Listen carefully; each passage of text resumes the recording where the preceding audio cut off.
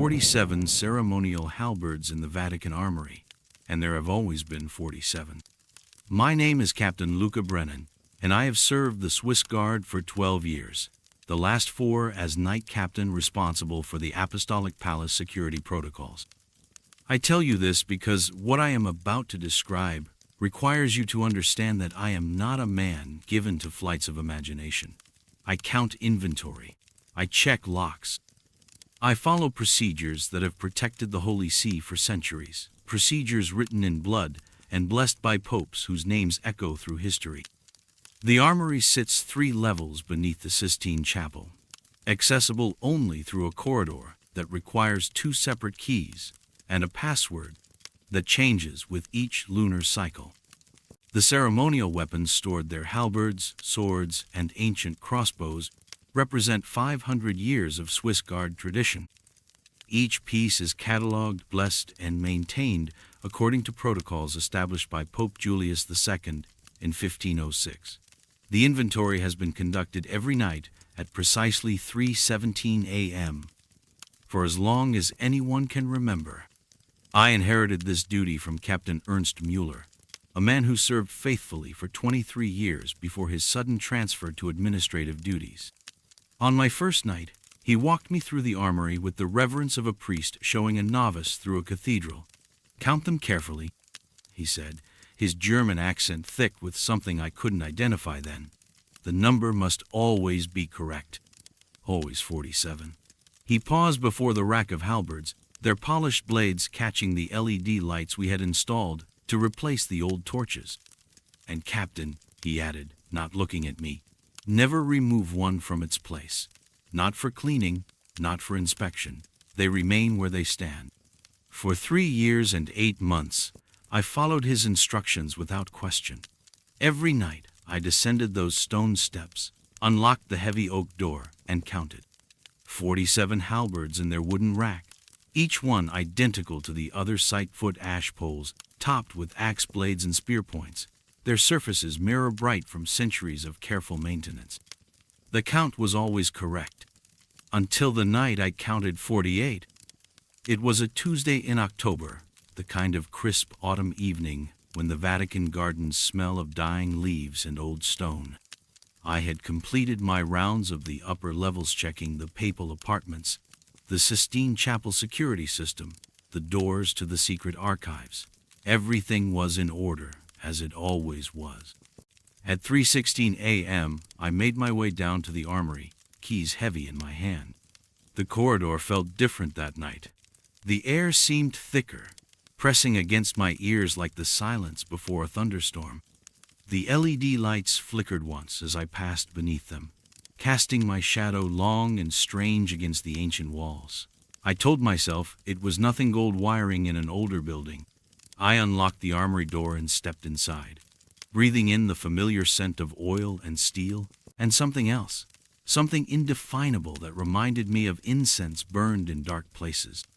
The halberds stood in their rack as they always did, 47 identical weapons in perfect formation. Except there were 48. I counted again, moving slowly down the line, touching each pole with my fingertip. 1, 2, 3, all the way to 48. The extra halberd stood at the far end of the rack, identical to the others in every detail. Its blade was polished to the same mirror finish, its pole the same pale ash wood, its proportions exact. I checked my logbook, running my finger down 3 years of entries. Every night, without exception, inventory complete, count 47. I counted the weapons again. 48. Protocol demanded that I report any discrepancy immediately, but something held me back. Perhaps it was the memory of Captain Muller's words, or perhaps it was the way the extra halberd seemed to belong there, as if it had always been part of the formation. Instead, I made my entry as I always did. Inventory complete. Count 47. The next night, there were 49. The additional weapon had appeared in the middle of the rack this time, and the others had shifted slightly to accommodate it. The formation remained perfect, each halberd exactly 3 inches from its neighbors. I spent 20 minutes examining the new arrival, looking for any difference, any flaw that might explain its presence. There was nothing. It was identical to the others in every measurable way. But when I leaned close to examine the blade, I saw something that made my breath catch in my throat. My own face looked back at me from the polished steel, but it was wrong. The reflection showed me wearing robes I had never seen, heavy, dark fabric that seemed to absorb light rather than reflect it. The face was mine, but older, marked by lines I didn't yet possess. And the eyes held a knowledge that terrified me. I stepped back, and the reflection vanished. The blade showed only the ceiling lights above, normal and unremarkable. Night after night, the count increased. 50, 51, 52. Each morning I would check the official inventory records, and they always showed 47. Other guards who entered the armory during daylight hours saw 47 weapons. The Vatican's insurance documentation listed 47. But every night, at 3:17 a.m., I counted more. The reflections began appearing in other blades. Sometimes I saw myself in different robes, white vestments I had never worn, red cardinals' cassocks, black habits that seemed to move with their own wind. In one particularly disturbing image, I saw myself much older, standing before an altar I didn't recognize, performing rituals I had never learned. My reflection self moved with the confidence of long practice, hands tracing symbols in the air that left traces of light behind them. I started avoiding the blades altogether, conducting my count from a distance, but the reflections began appearing at the edges of my vision. I would catch glimpses of myself in impossible garments, performing impossible duties, serving a Vatican that existed somehow parallel to the one I knew. 3 weeks after the first extra halberd appeared, I made a decision that violated every protocol I had been taught. I would remove one of the additional weapons from the armory. At 3:17 a.m. on a Thursday night in November, I stood before the rack that now held 59 halberds.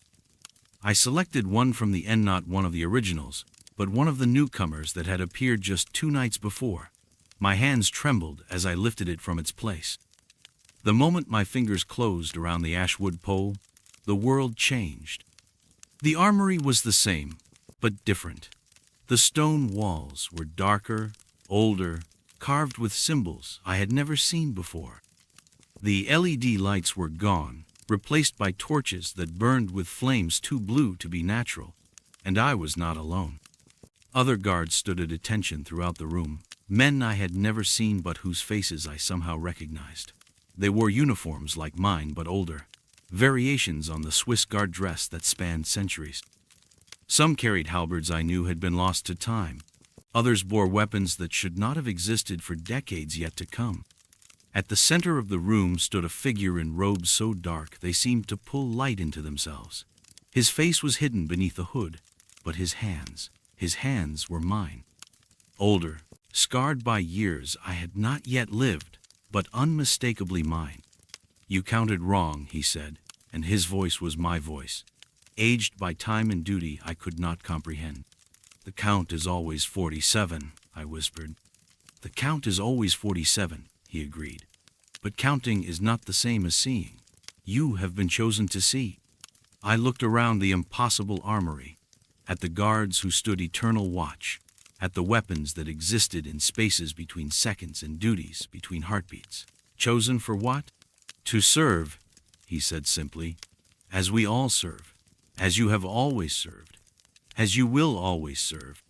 The halberd grew heavy in my hands, and I understood that I was looking at my future, not one future, but all of them.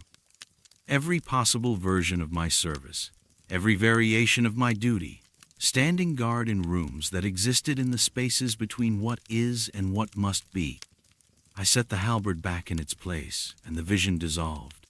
The armory returned to normal LED lights, stone walls unmarked by impossible symbols, and 47 ceremonial halberds standing in perfect formation. But I knew that at 3:17 a.m., when I returned tomorrow night, there would be 48 again, and the night after that, 49. The count would continue to grow, as it always had, as it always would. I made my entry in the logbook. Inventory complete. Count 47. Captain Mueller was waiting for me when I emerged from the armory. He stood in the corridor, older than I remembered, his face marked by the same lines I had seen in my impossible reflection. "The count is always 47, he said quietly. "Yes, sir," I replied. He studied my face for a long moment, and I saw recognition there and something like sympathy. "I will put in for your administrative transfer tomorrow," he said. "You have served faithfully." "Yes, sir." He turned to go, then paused. "Captain Brennan, the new night captain will need training. You'll want to tell him to count carefully and never to remove one from its place." As I write this, I sit in a small office 3 floors above the armory, processing paperwork for ceremonial duties I will never perform. Tomorrow, a young Swiss guard named Antonio Valdez will take his first night watch. Captain Mueller will walk him through the armory, and he will learn to count ceremonial halberds that multiply in the darkness. There are 47 ceremonial halberds in the Vatican armory. There have always been 47. The count is always correct.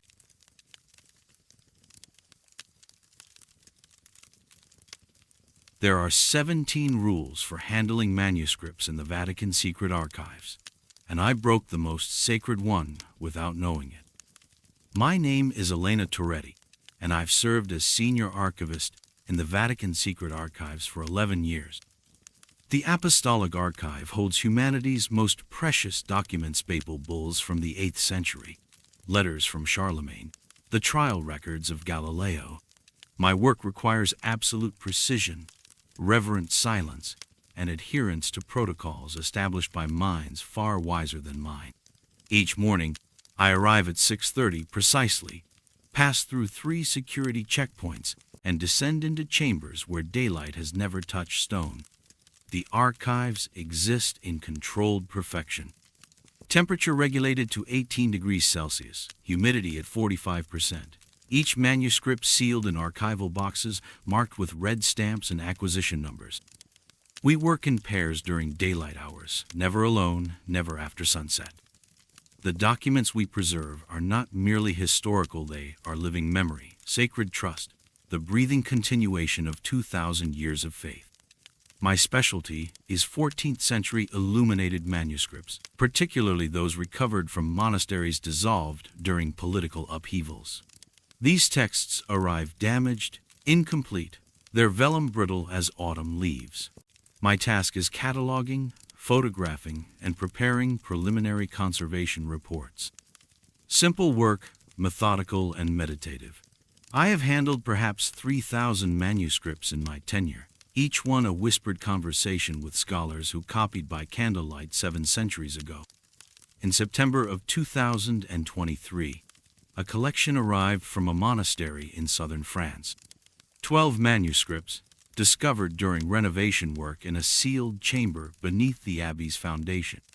The accompanying documentation was sparse inventory numbers, estimated dates, brief content descriptions. Codex Vaticanus 394 was listed simply as liturgical prayers, Latin, circa 1350 to 1375, condition poor. The morning I first opened Codex Vaticanus 394, I noticed the silence.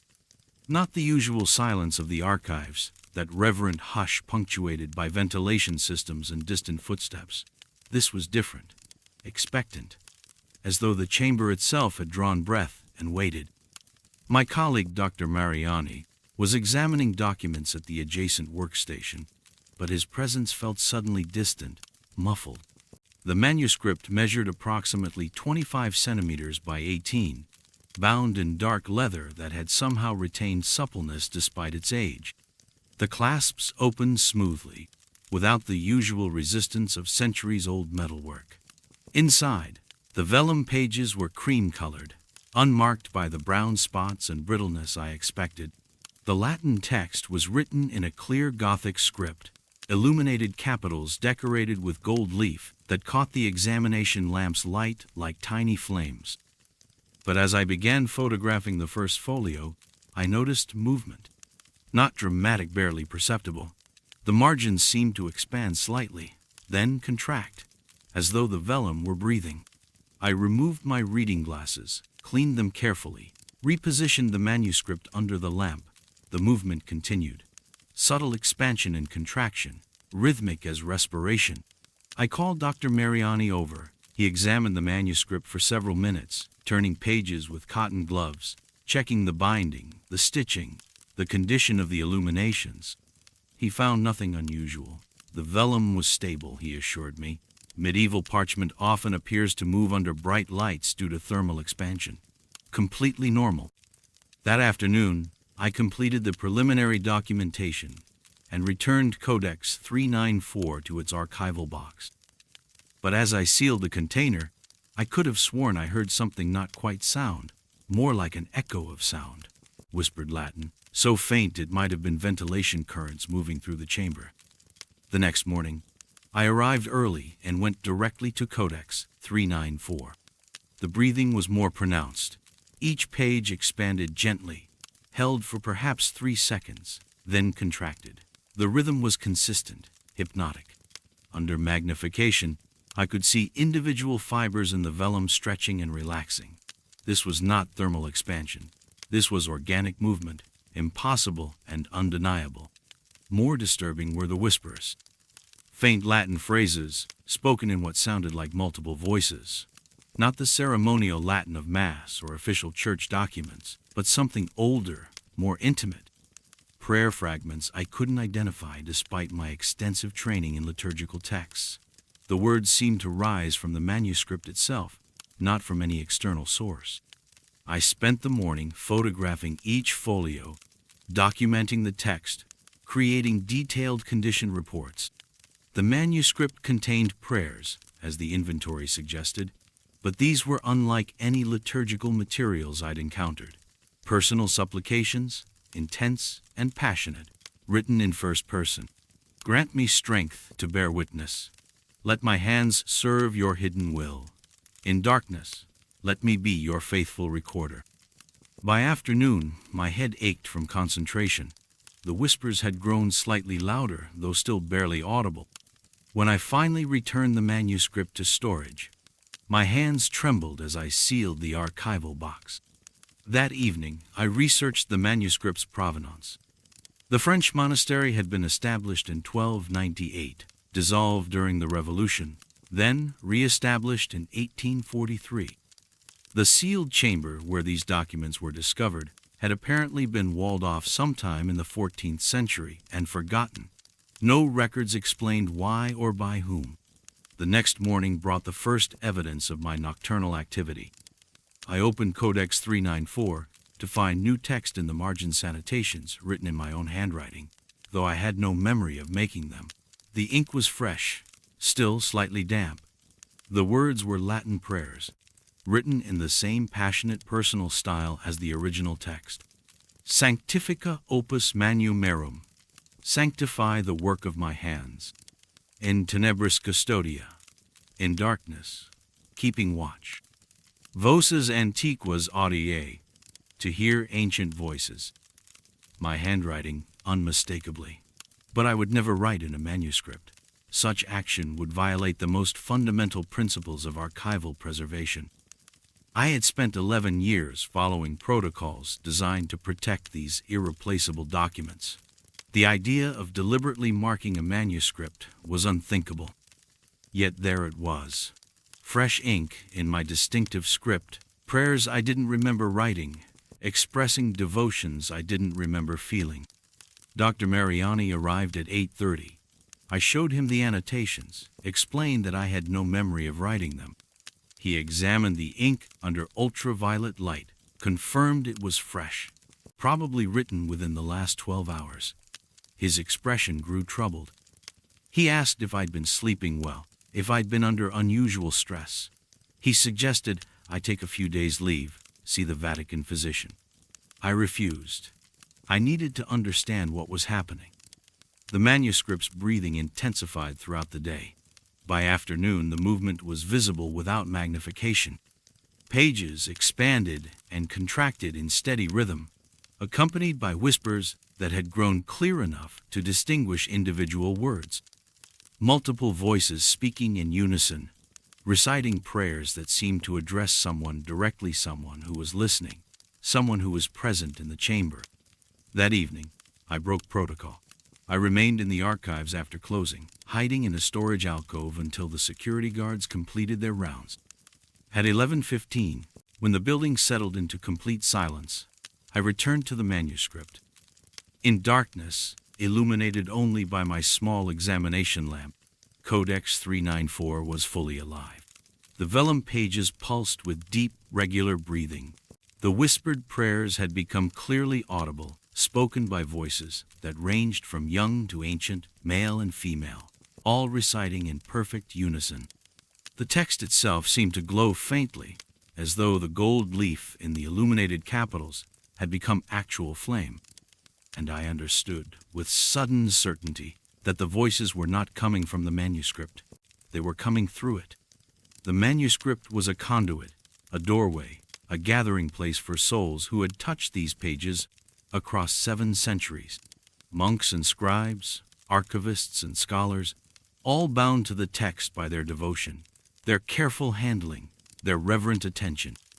Each person who had worked with the manuscript had left something of themselves within its pages and, in return, had become part of its eternal prayer. I picked up my pen. Without conscious decision, without resistance, I began writing in the margins. Fresh prayers in my own hand, supplications I'd never learned but somehow knew by heart. My handwriting flowed across the vellum as though guided, forming words that expressed devotions deeper than my conscious faith. The voices welcomed me, ancient whispers that recognized my commitment, my years of faithful service, my willingness to preserve what others had treasured. They spoke my name, Elena, with such warmth, such gratitude, that tears came to my eyes. I wrote until dawn, page after page of marginal prayers, each one sealing my connection to the manuscript and the souls it harbored. When security guards arrived for the morning shift, I was found at my workstation, asleep over the open codex, my pen still in my hand. Dr. Mariani arrived within the hour. He closed the manuscript without examining it, returned it to storage, and quietly arranged my transfer to the Vatican Library's Modern Collection Division. No questions were asked. No reports were filed. The incident was sealed in the same gentle silence that protects all Vatican mysteries. I work with printed books now, 20th century materials that hold no ancient whispers, no breathing pages, no midnight obligations. My new position is pleasant, safe, thoroughly ordinary. But each morning, I find fresh prayers written in my handwriting on scratch paper beside my bed.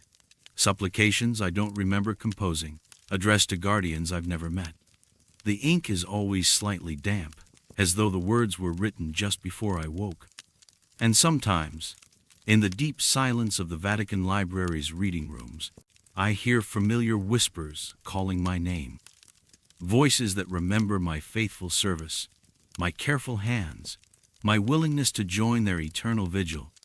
The manuscript still breathes in Storage Room 12, Section C.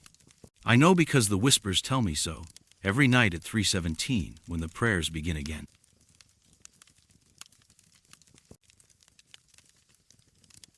They told me never to work alone in the Borgia apartments after sunset, but some restorations demand solitude. My name is Giovanni Altieri, and I have served as master restorer for the Vatican museums for 17 years. In that time, I have touched the brush strokes of Raphael, cleaned the tears from Caravaggio's saints, and breathed life back into frescoes that most will never see. The work requires patience, reverence, and an understanding that we are merely custodians of the sacred. We do not create, we preserve what greater hands have made.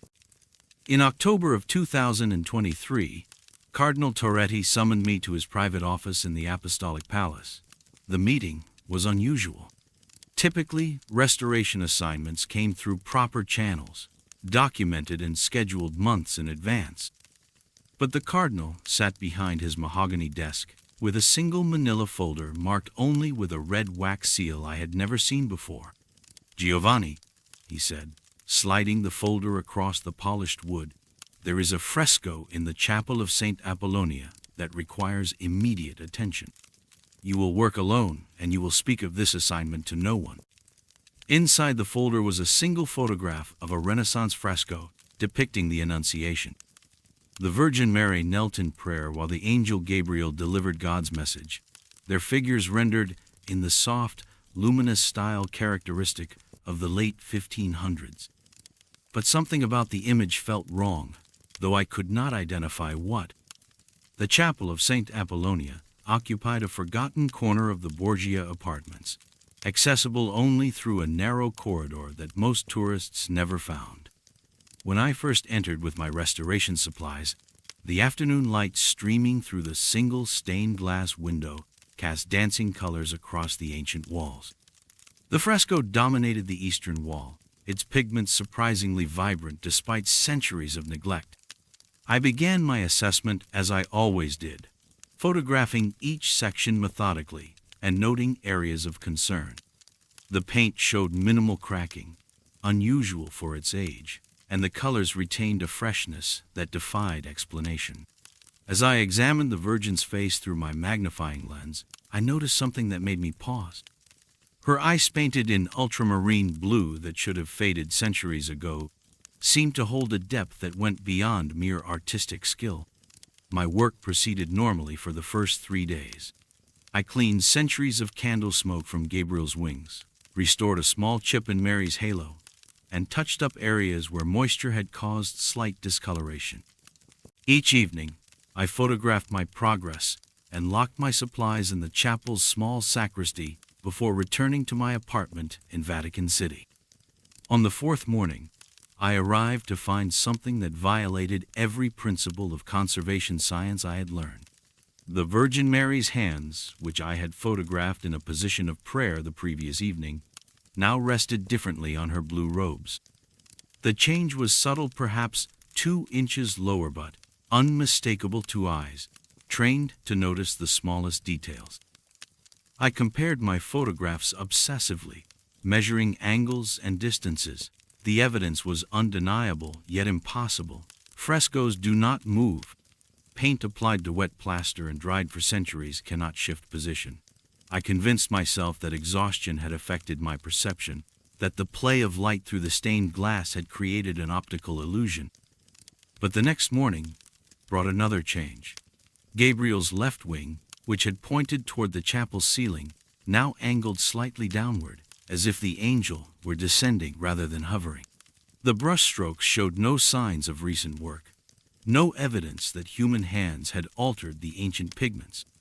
I began arriving earlier each day, sometimes before dawn, hoping to catch the moment of change. The chapel remained silent, filled only with the scent of old incense and the whisper of my own breathing. Yet each morning revealed new impossibilities. Mary's expression shifted from serene acceptance to something approaching concern. Gabriel's message seemed to grow more urgent in his painted features. On the 7th day, I made a discovery that challenged not only my understanding of art conservation, but my faith in the nature of reality itself. While cleaning a section of Gabriel's robes, I noticed fresh brushstrokes in the paint-wet ultramarine that smeared slightly under my cotton swab. The paint was not merely centuries old, it was actively wet, as if applied moments before my arrival. I tested the moisture with my instruments, documenting temperature and humidity levels that should have dried any paint within hours. Yet the brushstrokes remained soft, workable, impossible. When I examined them under magnification, I could see individual hair marks from the brush, applied with a technique that matched the Renaissance masters but executed with paint that defied the laws of chemistry and time. The Virgin's eyes began following me as I worked. Not obviously, not like the crude trick paintings in amusement parks, but with the subtle awareness of a living presence trapped within pigment and plaster. When I stood at the left side of the fresco, her gaze appeared to rest there. When I moved to the right, her painted eyes seemed to track my movement, always maintaining the appearance of looking slightly away, never directly at the observer. Sleep became difficult. I found myself waking at precisely 3:17 each morning, compelled to return to the chapel even though my access card should not have worked during restricted hours. Yet the doors opened for me, and I walked through corridors lit only by emergency lighting to stand before the fresco in darkness. In those pre-dawn hours, I heard sounds that the daylight never brought. The whisper of brush against canvas, though no canvas existed in the chapel. The soft scraping of pigment being mixed on a palette. Sometimes, barely audible, the murmur of prayers in Latin, spoken in a voice that might have been my own. The changes began accelerating. Mary's robes shifted from deep blue to azure and back again. Gabriel's announcement scroll, previously blank, began showing text that appeared letter by letter across multiple nights.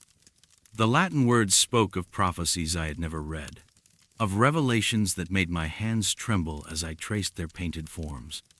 I started leaving my own brushes and paints in the chapel, telling myself it was merely convenient storage, but each morning I found evidence of their use. Brushes cleaned and arranged with a precision that matched my own habits. Paint mixed in combinations I had never attempted, yet perfectly suited to restoration work I had not planned. On the 15th night, I arrived to find myself already there.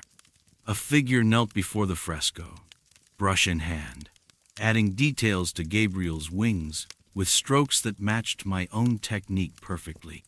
The man wore my restoration smock, used my tools, moved with my mannerisms, but his face remained turned away, hidden in the chapel's shadows.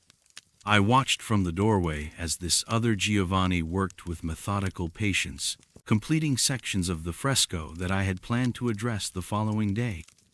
His brushwork was flawless, his color matching perfect. When he finally stood and turned toward the exit, I saw my own face, aged by years I had not yet lived, eyes filled with a resignation I did not yet understand. He walked past me without acknowledgement, as if I were the phantom and he the living man. I heard his footsteps echo down the corridor until they faded into silence, leaving me alone with a fresco that now depicted not the Annunciation, but the completion of some greater work I had been chosen to finish. The next morning, Cardinal Torretti summoned me again. He asked no questions about my progress, offered no timeline for completion. Instead, he handed me a new red-sealed folder and spoke only 4 words: "Continue your excellent work." I have been working in the chapel of St. Apollonia for 3 months now. The fresco grows more complete each day, though I can no longer distinguish which brushstrokes are mine and which appear through other means. The Virgin Mary's eyes follow me still, but her expression has changed to something approaching gratitude. Sometimes, late at night, I see other restorers working alongside men and women I do not recognize, using techniques from centuries I have never studied. We work in silence, each adding our portion to a masterpiece that existed before we arrived and will continue long after we are gone.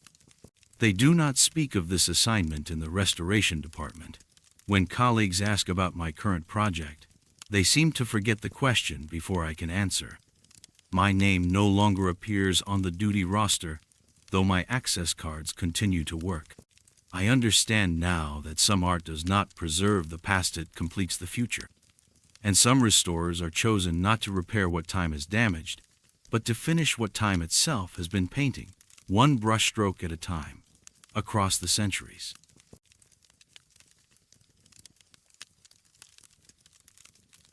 There are rules in the Vatican that exist without explanation, and Confessional 7 was never to be used after sunset. I am Father Matthias Kohler, and I served as chaplain to the Swiss Guard from 2018 until 2024. My duties were simple: morning Mass in the barracks chapel, evening confession for the guards, and maintenance of the 6 confessionals in the lower sacristy. 6 confessionals, though the room clearly held 7 wooden booths along its stone walls. The 7th booth stood against the eastern wall, its dark walnut panels polished to a mirror shine that seemed to absorb rather than reflect the overhead lighting. A small brass plate bore the number 7 in elegant script, but no red velvet rope blocked its entrance like the others during cleaning. In my orientation, Cardinal Toretti had been specific. Confessionals 1 through 6 serve the faithful. 7 serves another purpose entirely. I never questioned this. The Vatican operates on protocols that stretch back centuries, and a young chaplain from Lucerne learns quickly that some traditions require faith rather than understanding. Each morning, I would dust the 6 working booths, replace the worn kneelers, and check that the purple stoles hung properly from their hooks. Confessional 7 I would clean with the same care, but I never lingered. Something about its silence felt different from the others, not empty, but full in a way that made my skin crawl. The Swiss guards came to confession with the methodical precision they brought to everything else. Sins of pride, minor blasphemies, moments of anger during the long ceremonial watches. I absolved them with practiced ease, their voices muffled through the traditional wooden screens. By 8 o'clock each evening, the sacristy would empty, and I would lock the heavy oak doors with the copper key Cardinal Toretti had given me. It was during my 3rd month that I first noticed the anomaly. I had stayed late to repair a loose hinge on Confessional 4 when I decided to light a votive candle rather than work under the harsh electric fixtures. The warm glow flickered across the walls, and as I passed Confessional 7, something caught my eye. Faint marks covered the interior walls of the booth, not carved, but written in what appeared to be ink. I leaned closer, holding the candle higher. Latin words covered every inch of the wooden panels in perfect, flowing script. Not graffiti or carved names, but actual sentences, confessions. I recognized the traditional formula. Bless me, Father, for I have sinned. But these were written in dozens of different hands, overlapping and weaving around each other like a tapestry of guilt. The electric lights revealed nothing. Only candlelight made the words visible, as if the ink existed in a spectrum beyond normal sight. I returned the next evening with a longer candle and read more carefully. The confessions were completions of lust, envy, violence, but written in languages I couldn't identify. Some appeared to be Latin variants that predated classical forms.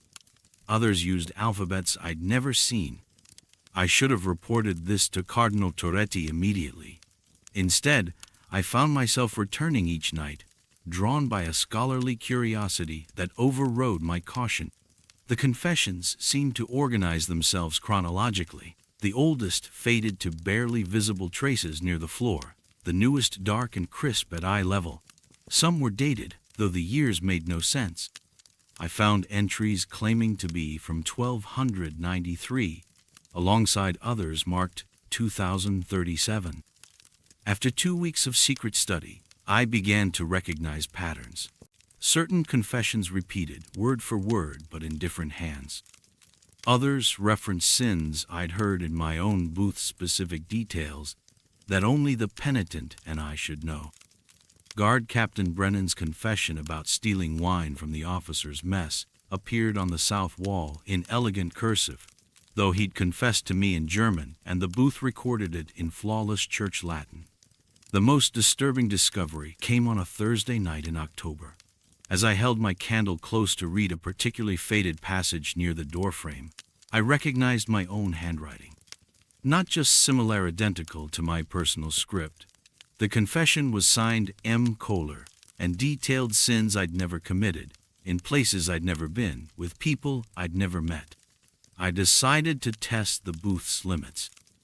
The following evening, I entered Confessional 7 as a penitent rather than priest.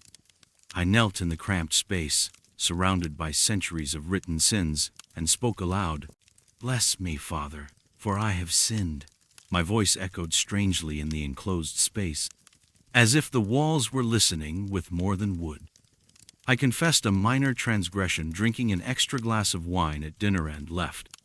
When I returned with my candle an hour later, my words had appeared on the north wall in my own handwriting, translated into perfect Latin despite my having spoken in German. but something else had changed. New writing had appeared above my confession in a hand I didn't recognize, written in red ink that seemed to pulse in the candlelight. The booth requires absolution. 3:17 tomorrow morning. I spent the night in my cell, praying and wrestling with what I discovered. At 3:17 precisely, I woke from dreams I couldn't remember and found myself walking through empty corridors toward the sacristy. My feet moved without conscious direction, carrying me to Confessional 7. I entered as a priest this time, settling onto the worn seat behind the screen. The booth felt smaller somehow, the walls pressing closer. I lit my candle and began the ritual of absolution, addressing the confessional itself as if it were a penitent soul. In nomen Patris et Filii et Spiritus Sancti, I whispered, I absolve you of. My own voice interrupted me from the penitent's side, speaking words I hadn't yet thought. Bless me, Father, for I will sin, the voice continued. Confessing in perfect detail sins I would commit tomorrow night, breaking into Cardinal Toretti's office, reading files marked with red seals, discovering the true purpose of Confessional 7.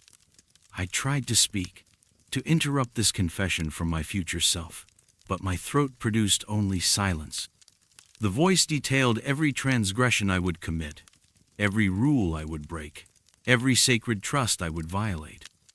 It spoke of my growing obsession with the booth, my gradual abandonment of prayer, my final decision to burn the confessional, rather than let it continue recording.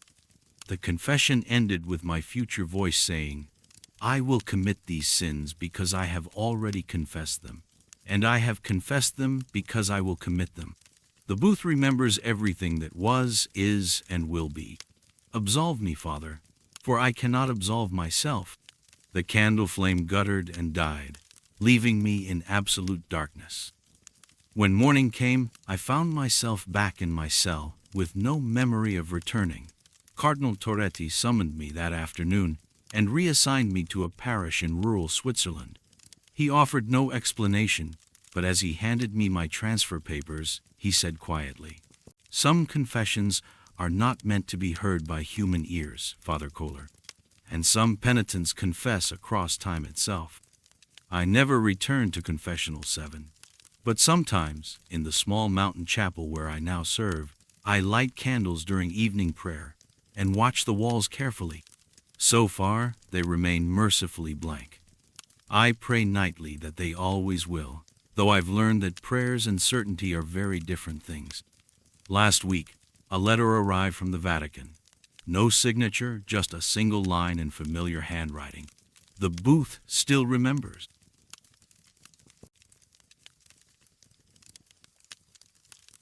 There are certain protocols we don't discuss, even among ourselves.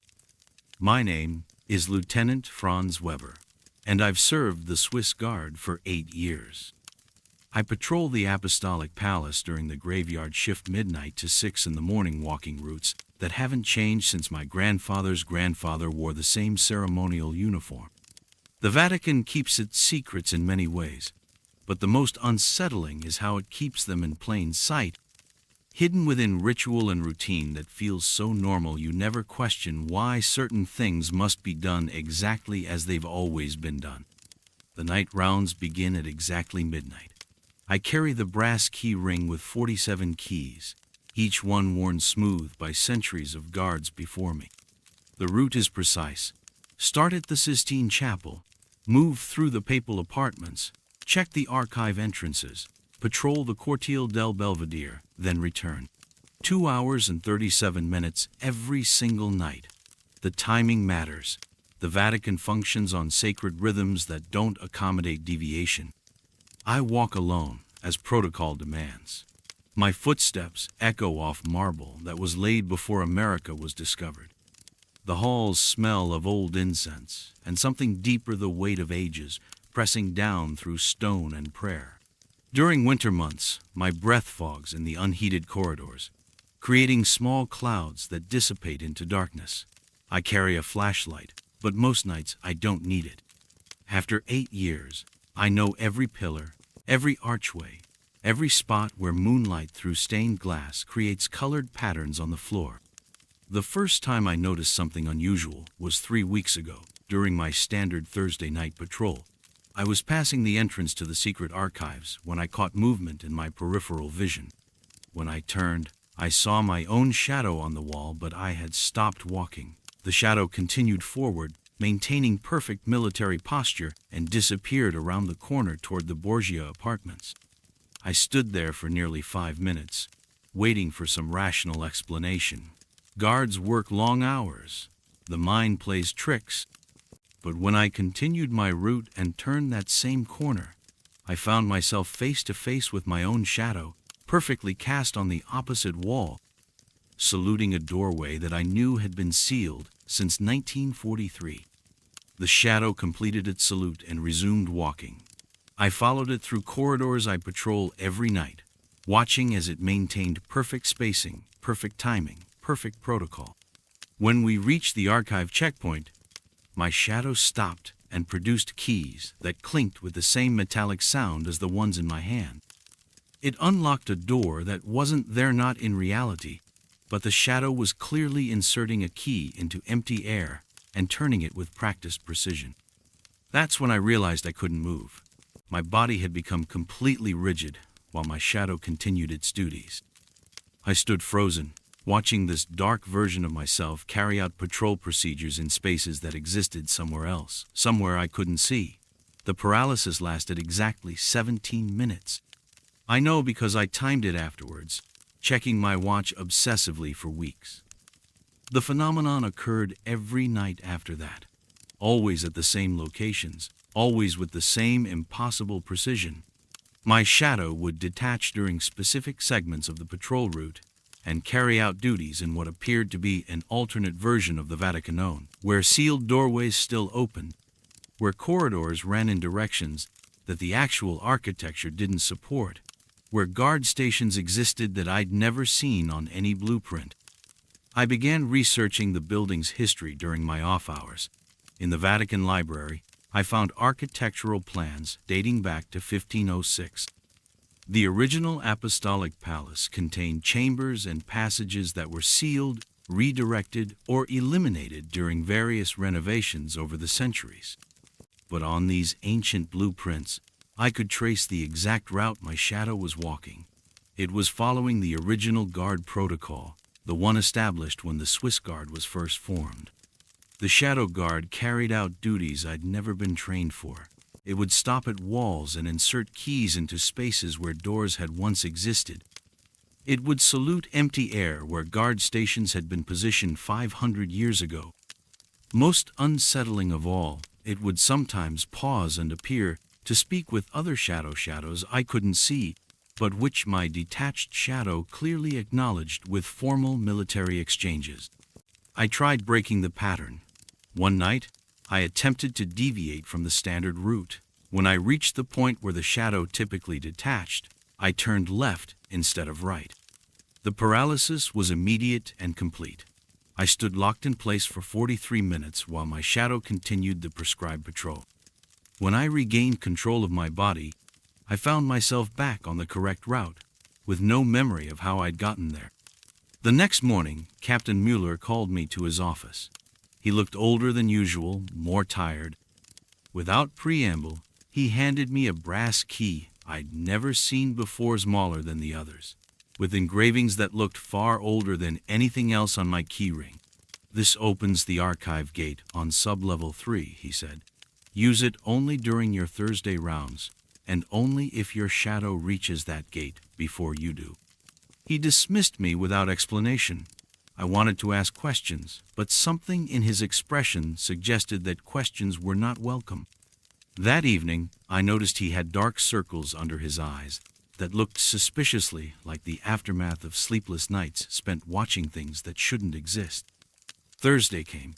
During my patrol, as I descended the stairs toward the archive sublevels, I watched my shadow detach and move ahead of me. It approached a gate I'd never noticed before, one that seemed to exist in a slightly different dimension, visible only when I wasn't looking directly at it. My shadow produced the new key and unlocked this impossible gate. That's when I saw them. Dozens of other shadows, all in Swiss Guard uniforms from different eras. Some wore the ceremonial dress I recognized. Others wore variations I'd only seen in historical paintings. They were conducting their own patrols, guarding doorways and corridors that existed in the Vatican's layered history. Guards from centuries past, still carrying out their eternal duties in the spaces between what was and what is. My shadow took its place among them, and for the first time, I understood. The Swiss Guard doesn't just protect the Vatican in the present moment. We protect it across all time, in all the versions of itself that have ever existed. The building remembers every iteration of its security, every guard who has ever walked these halls, and it maintains that protection through methods that transcend physical reality. When my shadow returned to me that night, I felt different, heavier, as if I'd absorbed some knowledge that my conscious mind wasn't meant to carry. I completed my patrol in silence, locked the gates behind me, and climbed the stairs back to the living levels of the Vatican. Captain Muller was waiting for me at the top of the stairs. He nodded once, a gesture that somehow conveyed both acknowledgement and warning. Some duties, he said quietly, extend beyond the bounds of what we can see. I've been carrying out my Thursday night protocol for 2 months now. I don't speak of it to the other guards, and they don't ask, but I've noticed things. Small things. The way certain veterans move through the halls with a particular awareness, as if they're navigating more than just physical space. The way some of the older guards' shadows seem to lag slightly behind their movements, as if pulled by obligations we don't discuss. Last week, I found a new guard staring at his own shadow during the day shift. He looked confused, frightened. I approached him quietly and handed him a copy of the original 1506 patrol routes. "Study these," I told him, "and remember some protocols are older than the building itself."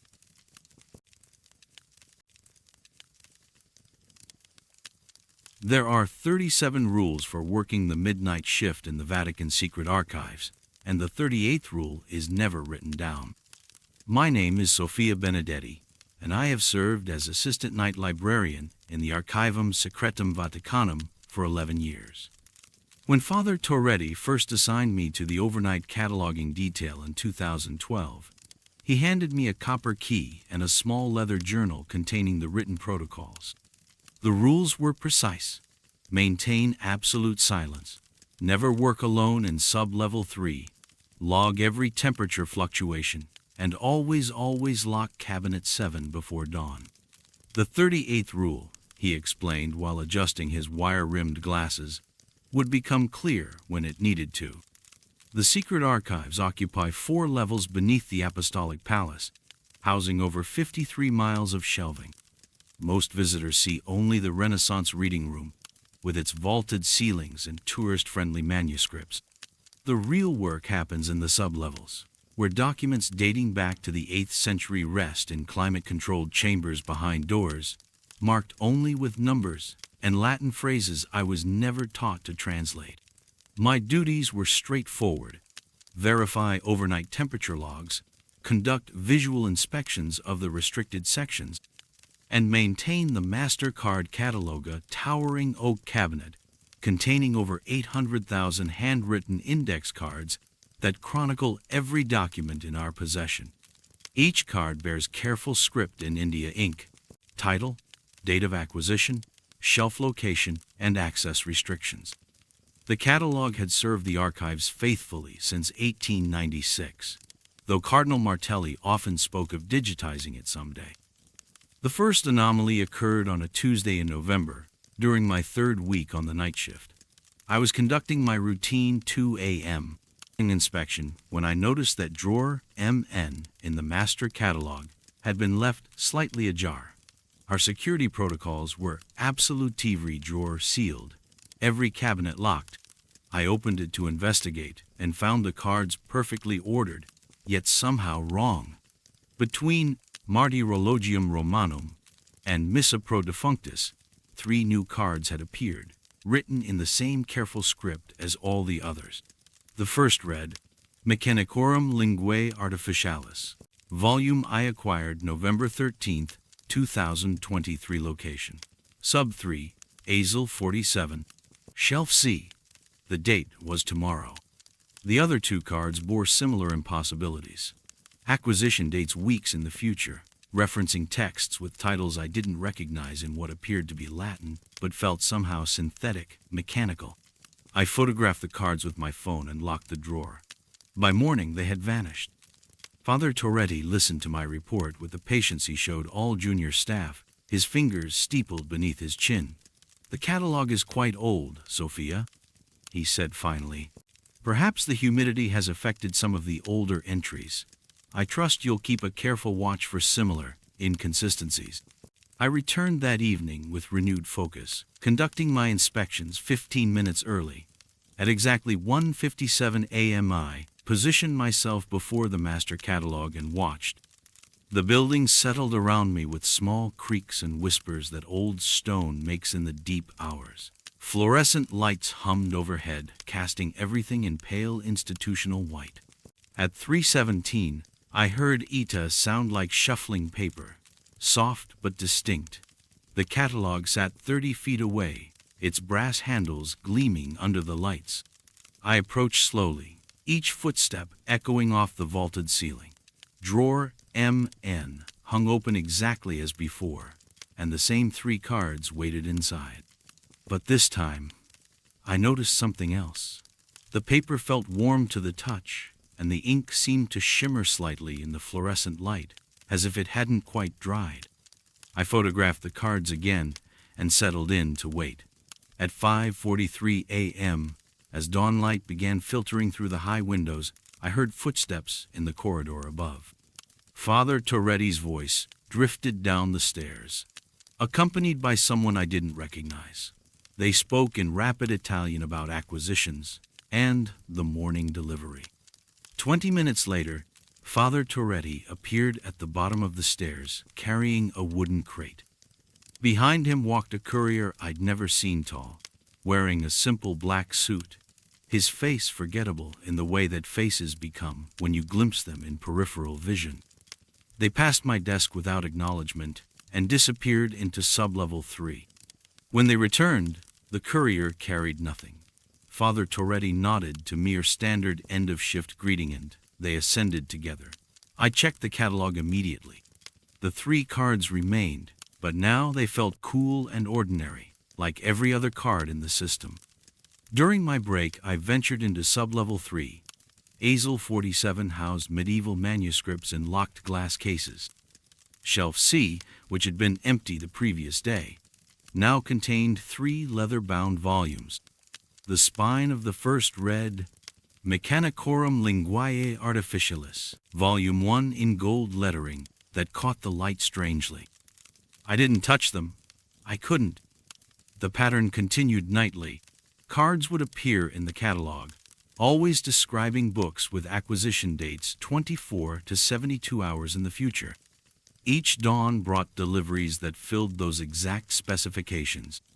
The titles grew increasingly unusual. Grammatica Digitalis Sacra, Lexicon Temporalis, Codex Futurum Sanctum. The text appeared to be Latin, but constructed according to rules that felt mechanical, artificialis if someone had fed classical Latin into a machine and asked it to generate new religious vocabularies.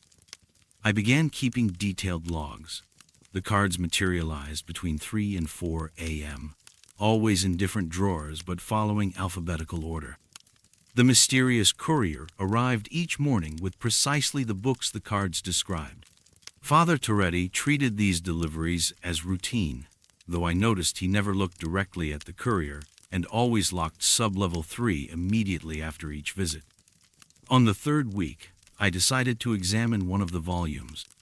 Grammatica Digitalis Sacra sat behind glass in sub-level 3, its leather binding unmarked by age despite being catalogued as a medieval manuscript. I used my master key to open the case. The pages were vellum, inscribed in the same synthetic Latin as the catalog cards. But as I read, the text began to shift. Sentences rebuilt themselves while I watched. The grammar was familiar, yet wrong Latin conjugations applied to concepts that didn't exist when Latin was a living language. Words for algorithm and network and digital consciousness rendered in classical declensions. More disturbing was the growing certainty that the book was reading me as intently as I was reading it. The pages grew warm under my fingers. The text seemed to anticipate which passages I would examine, highlighting certain phrases before my eyes reached them. When I closed the volume, my hands trembled for reasons I couldn't articulate. That night, the cards began appearing in multiple drawers simultaneously, dozens of them, describing an entire library of impossible books. Titles in languages that sounded like Sanskrit filtered through computer processors, like Mandarin conjugated according to Germanic grammar rules, like Arabic written in scripts that wouldn't be invented for decades. I found Father Torretti in his office the next morning, slumped over his desk with his head in his hands. When he looked up, his eyes held the exhaustion of someone who had been carrying a secret far too long. "How many years have you worked here, Sophia?" he asked. 11, I replied. "And before you, there was Maria. Before Maria, there was Catherine. Before Catherine." He trailed off, removing his glasses to clean them with shaking fingers. "The catalog has been preparing for something for a very long time. We are simply its custodians." He handed me a new key smaller than the others, made of what looked like silver. "Cabinet 7, he said. "You'll find your real duties outlined there. The 38th rule." I never opened Cabinet 7. Some protocols exist not to be followed, but to test whether we possess the wisdom to leave them unopened. I continue my midnight rounds, watching the catalog predict tomorrow's acquisitions, shelving books written in languages that don't yet exist. The courier still arrives each dawn, his face growing more difficult to remember with each visit. Last week, I found my own name in the catalog, Sophia Benedetti, listed as the author of a volume titled Chronicle Nocturnus Bibliothecarii. The acquisition date is tomorrow. I do not remember writing it, but I suspect I will.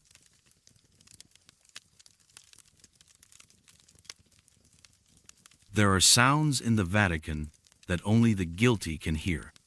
My name is Captain Alessandro Ricci, and I have commanded the night watch of the Swiss Guard for 11 years. I know every stone corridor, every hidden passage, every door that should remain locked. I know the weight of silence that settles over St. Peter's Basilica after the last tourist departs, the way shadows pool in the Sistine Chapel when no human eyes are watching, the precise echo my boots make against marble floors that have witnessed centuries of prayer and penance. The Vatican operates on schedules older than most nations. Morning prayers at 5:30, evening vespers at 6. The great bells of St. Peter's marking each hour from dawn until dusk, their bronze voices carrying across Rome like a heartbeat made audible. But what the pilgrims and tourists never learn, what even most of the clergy never discover, is that the bells ring again in the depths of night. They ring at 3:17 in the morning, every morning without fail. The difference is that these midnight bells make no sound. I learned this during my 3rd week as captain back in 2012. I was conducting my regular inspection of the restricted archives beneath the Apostolic Palace, checking the copper locks on the red-labeled storage rooms, ensuring the temperature controls maintain their precise settings. The Vatican takes no chances with its most sensitive documents. Every seal must be intact, every protocol followed exactly as written in the regulations that date back 400 years. It was during this inspection that I first noticed the door.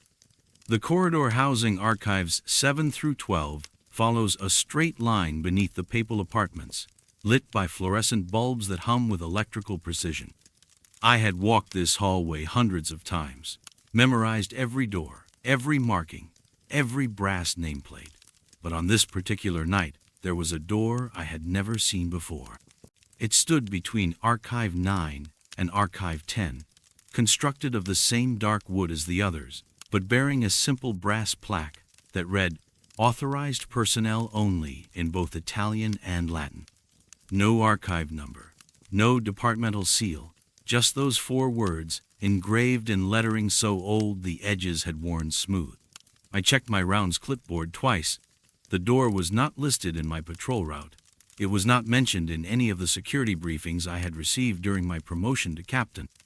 According to every official document in my possession, the space between Archive 9 and Archive 10 was solid wall.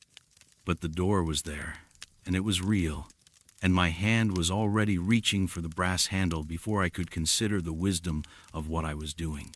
The handle turned easily, silently.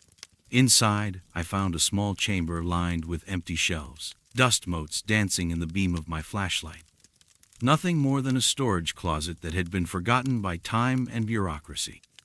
I spent perhaps 30 seconds inside, just long enough to confirm it contained nothing of importance, then closed the door and continued my rounds. I never reported the incident. In an institution as vast and ancient as the Vatican, forgotten rooms are hardly unusual. Every year, restoration workers discover spaces that have been sealed behind false walls for decades, chambers that exist in no modern blueprint, but appear in architectural drawings from the Renaissance. I assumed this was simply another such oversight, a minor inconsistency between the building's current configuration and my patrol instructions. It was 3 nights later that I first heard the bells. I was completing my final security check of the evening, locking the main entrance to the archive level, when the sound reached me. Not sound exactly. Something deeper than sound. Something that resonated in my chest cavity rather than my ears. The familiar rhythm of the Vatican's bronze bells, but muffled, as if I were hearing them through water or from the bottom of a deep well. I checked my watch. 3:17 in the morning, exactly. The ringing continued for precisely 60 seconds, following the same pattern as the hourly chimes that marked daylight hours. 12 deep tolls, measured and solemn, carrying all the weight and authority of St. Peter's itself. But when I pressed my ear to the ceiling, listening for the vibrations that should accompany such massive bells, I heard nothing. The stones remained perfectly still. I convinced myself I had imagined it.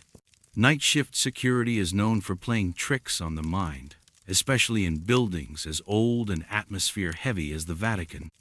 Fatigue and imagination can combine to create sensory experiences that feel entirely real. I had heard other guards mention similar phenomena over the years: whispered conversations in empty chapels, footsteps in sealed corridors, the distant sound of Gregorian chant echoing from chambers that contained no choir.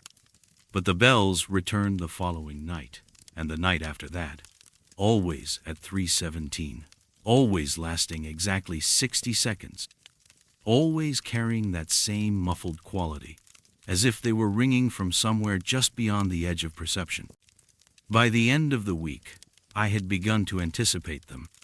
I would find myself checking my watch as 3:15 approached, positioning myself in different locations throughout the archive level to better understand the phenomenon. The sounds seemed to come from everywhere and nowhere, emanating from the walls themselves rather than any specific source. It was loudest near the unauthorized door I had discovered, but even when I stood directly beside it, pressing my ear to the wood, I could detect no mechanical source for the ringing. I started keeping a journal, documenting each occurrence with the same methodical precision I applied to my security reports. Date, time, duration, location, atmospheric conditions. The bells never varied. 3:17, 60 seconds, 12 tolls, as regular and predictable as sunrise, but carrying a weight that sunrise never possessed. It was Father Benedetti who finally helped me understand what I was experiencing, though not through any direct conversation. Father Benedetti had served as the Vatican's chief archivist for 23 years before his retirement, and though he rarely spoke about his work, he possessed the kind of institutional knowledge that comes only from decades of faithful service. I encountered him one morning as he was leaving early Mass, and something about my appearance must have concerned him. Perhaps it was the dark circles under my eyes. or the way I had begun to jump at unexpected sounds during daylight hours. Whatever he saw, it moved him to offer advice. "Captain Ricci," he said, his voice carrying the gentle authority of someone accustomed to hearing confessions, "there are aspects of Vatican life that are not discussed in official briefings. Some knowledge comes only through experience, and some experiences are best left unexamined too closely." He paused, studying my face with the keen attention of someone who had spent decades reading the secrets that people carry in their expressions. "If you have been hearing things that others do not hear," he continued, "it may be because you have seen things that others have not seen. Sometimes, Captain, the building itself responds to our choices. Not all doors are meant to be opened, even by those with the authority to open them." That evening, I stood before the unauthorized door with new understanding. The brass plaque seemed to glow in the fluorescent light, those 4 words carrying implications I had not previously considered. Authorized personnel only, but authorized by whom? For what purpose? And what constituted authorization in an institution where the highest authority was claimed to be divine? I did not open the door again, but as 3:17 approached, I remained in the corridor, waiting. The bells began exactly on schedule, but tonight they were different. Louder, clearer. Less like sound heard through water and more like sound heard through stone. Still muffled, still somehow separate from the physical world, but unmistakably present. I could feel them in my bones, in the rhythm of my heartbeat, in the steady pulse of blood through my temples. And for the first time, I understood that the bells were not simply marking time, they were marking something else entirely. Something that required witnesses, even if those witnesses could never speak of what they had witnessed. The ringing faded, as it always did, leaving behind only the humming of fluorescent bulbs and the distant whisper of ventilation systems. But the silence that followed was different now, heavier, more expectant. I have continued my rounds for 3 years since that night. The bells still ring at 3:17 each morning, and I still hear them, though I no longer keep a journal documenting their occurrence. Some experiences, I have learned, are diminished by too much analysis. Father Benedetti retired 6 months after our conversation and has not been seen in the Vatican since. His replacement, Father Toretti, is a younger man with modern ideas about archival science and digital cataloging. He has never mentioned hearing bells at unusual hours, and I suspect he never will. The unauthorized door remains where I found it, between Archive 9 and Archive 10. Sometimes, when I pass it during my rounds, I notice that the brass handle appears freshly polished, as if someone has been touching it regularly, but I no longer feel compelled to test whether it still opens. There are sounds in the Vatican that only the guilty can hear, and I have learned to accept my place among those who carry such guilt. The bells ring for us each night, marking time in ways that daylight cannot measure, reminding us that some knowledge comes with prices that must be paid in silence. At 3:17 each morning, I stand perfectly still and listen to the bronze voices that speak only to those who have crossed lines they cannot uncross. And in that listening, I find a kind of peace that confession could never provide.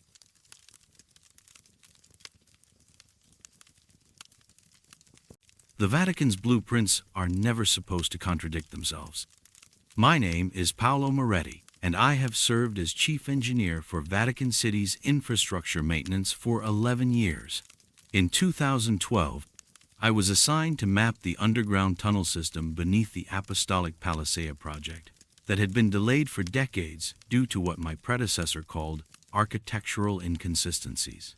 The Holy See required updated schematics for emergency evacuation protocols, and I was given unlimited access to survey every passage, every chamber, every forgotten corridor that honeycombed the bedrock beneath St. Peter's throne.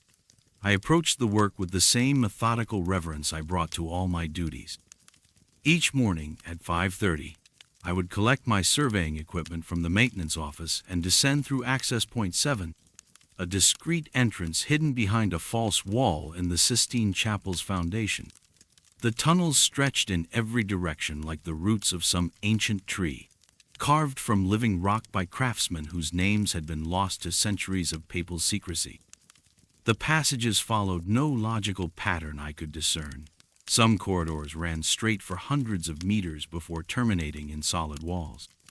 Others branched and curved back upon themselves in spirals that seemed to serve no architectural purpose. My equipment registered level surfaces where my eyes saw steep inclines, and compass readings shifted without explanation as I moved through chambers that felt vast but measured barely 3 meters square. Still, I dutifully recorded every measurement, every angle, every junction. The Holy Father's engineers before me had always maintained precise documentation, and I would not be the first to fail in this sacred duty.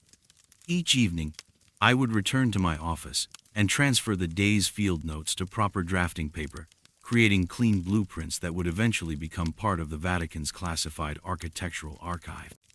It was during my 3rd week of surveying that I first noticed something peculiar about my drawings. I had left Tuesday night's blueprints spread across my drafting table, weighted down with brass paperweights that had belonged to my predecessor. When I arrived Wednesday morning, the lines had shifted.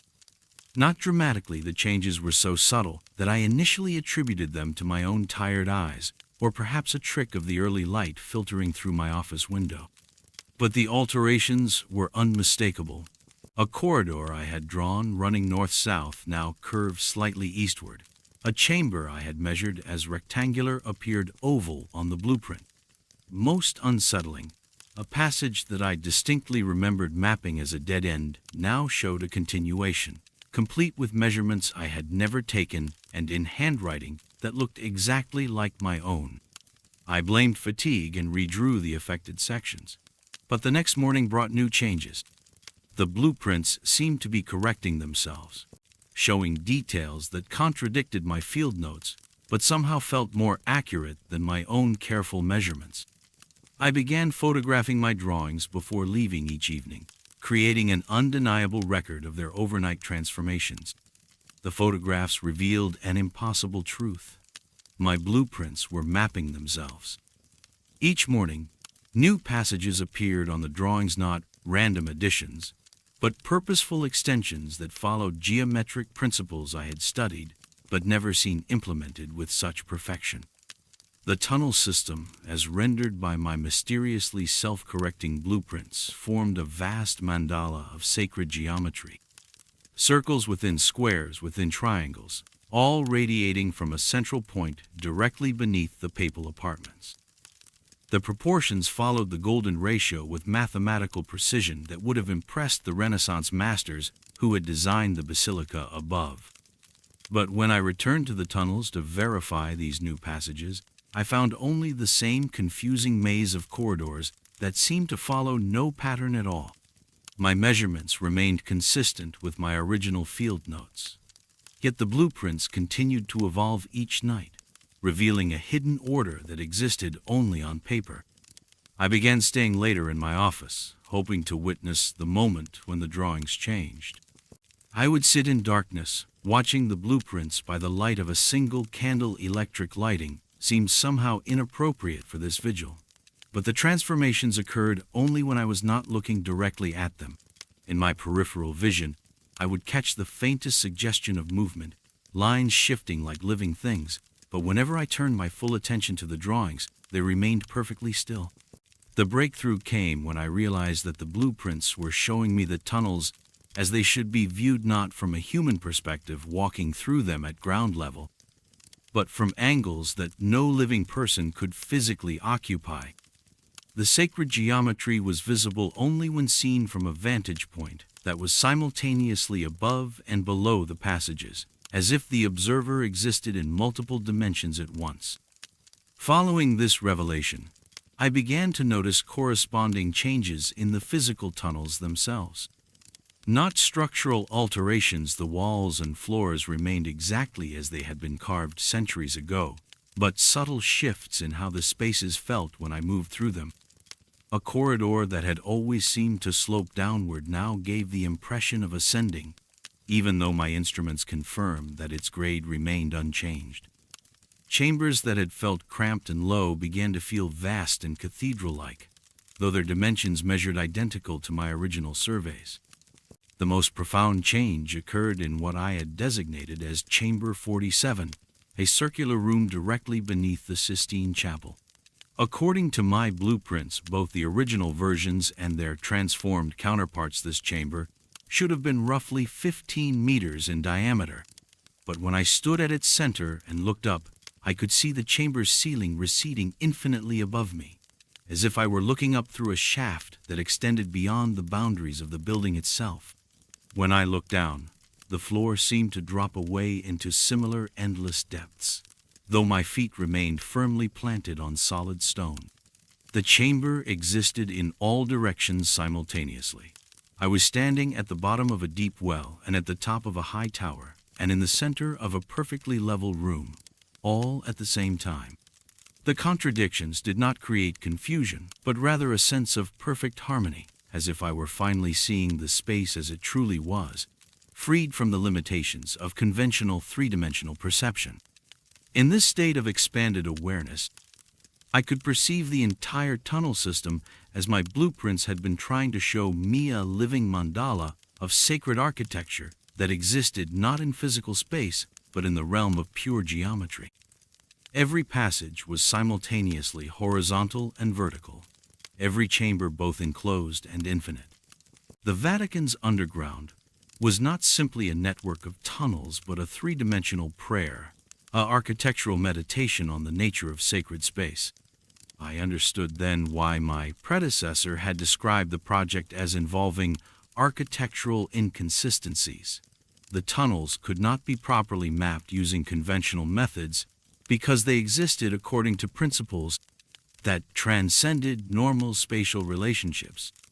They were built not just to serve practical purposes, but to embody theological truths about the nature of heaven and earth, the finite and infinite, the material and spiritual realms. That night, I sealed my blueprints in the Vatican's classified archive and submitted a brief report stating that the underground survey had been completed according to specifications. I made no mention of the geometric revelations or the self-correcting drawings. Some knowledge, I realized, was meant to remain hidden, revealed only to those who had been called to witness it through their faithful service to the Holy See. I was quietly transferred to surface maintenance duties the following month. My successor, a competent young engineer from Milan, was given the same unlimited access to the tunnel system that I had enjoyed. I sometimes wonder if his blueprints will begin correcting themselves as mine did, showing him the sacred geometry that lies hidden beneath the Vatican's foundation. But I suspect that such revelations come only to those who are ready to see beyond the constraints of ordinary space, to perceive the divine architecture that underlies all earthly construction. The tunnels remain, waiting patiently for the next faithful servant who will be called to map their impossible perfection.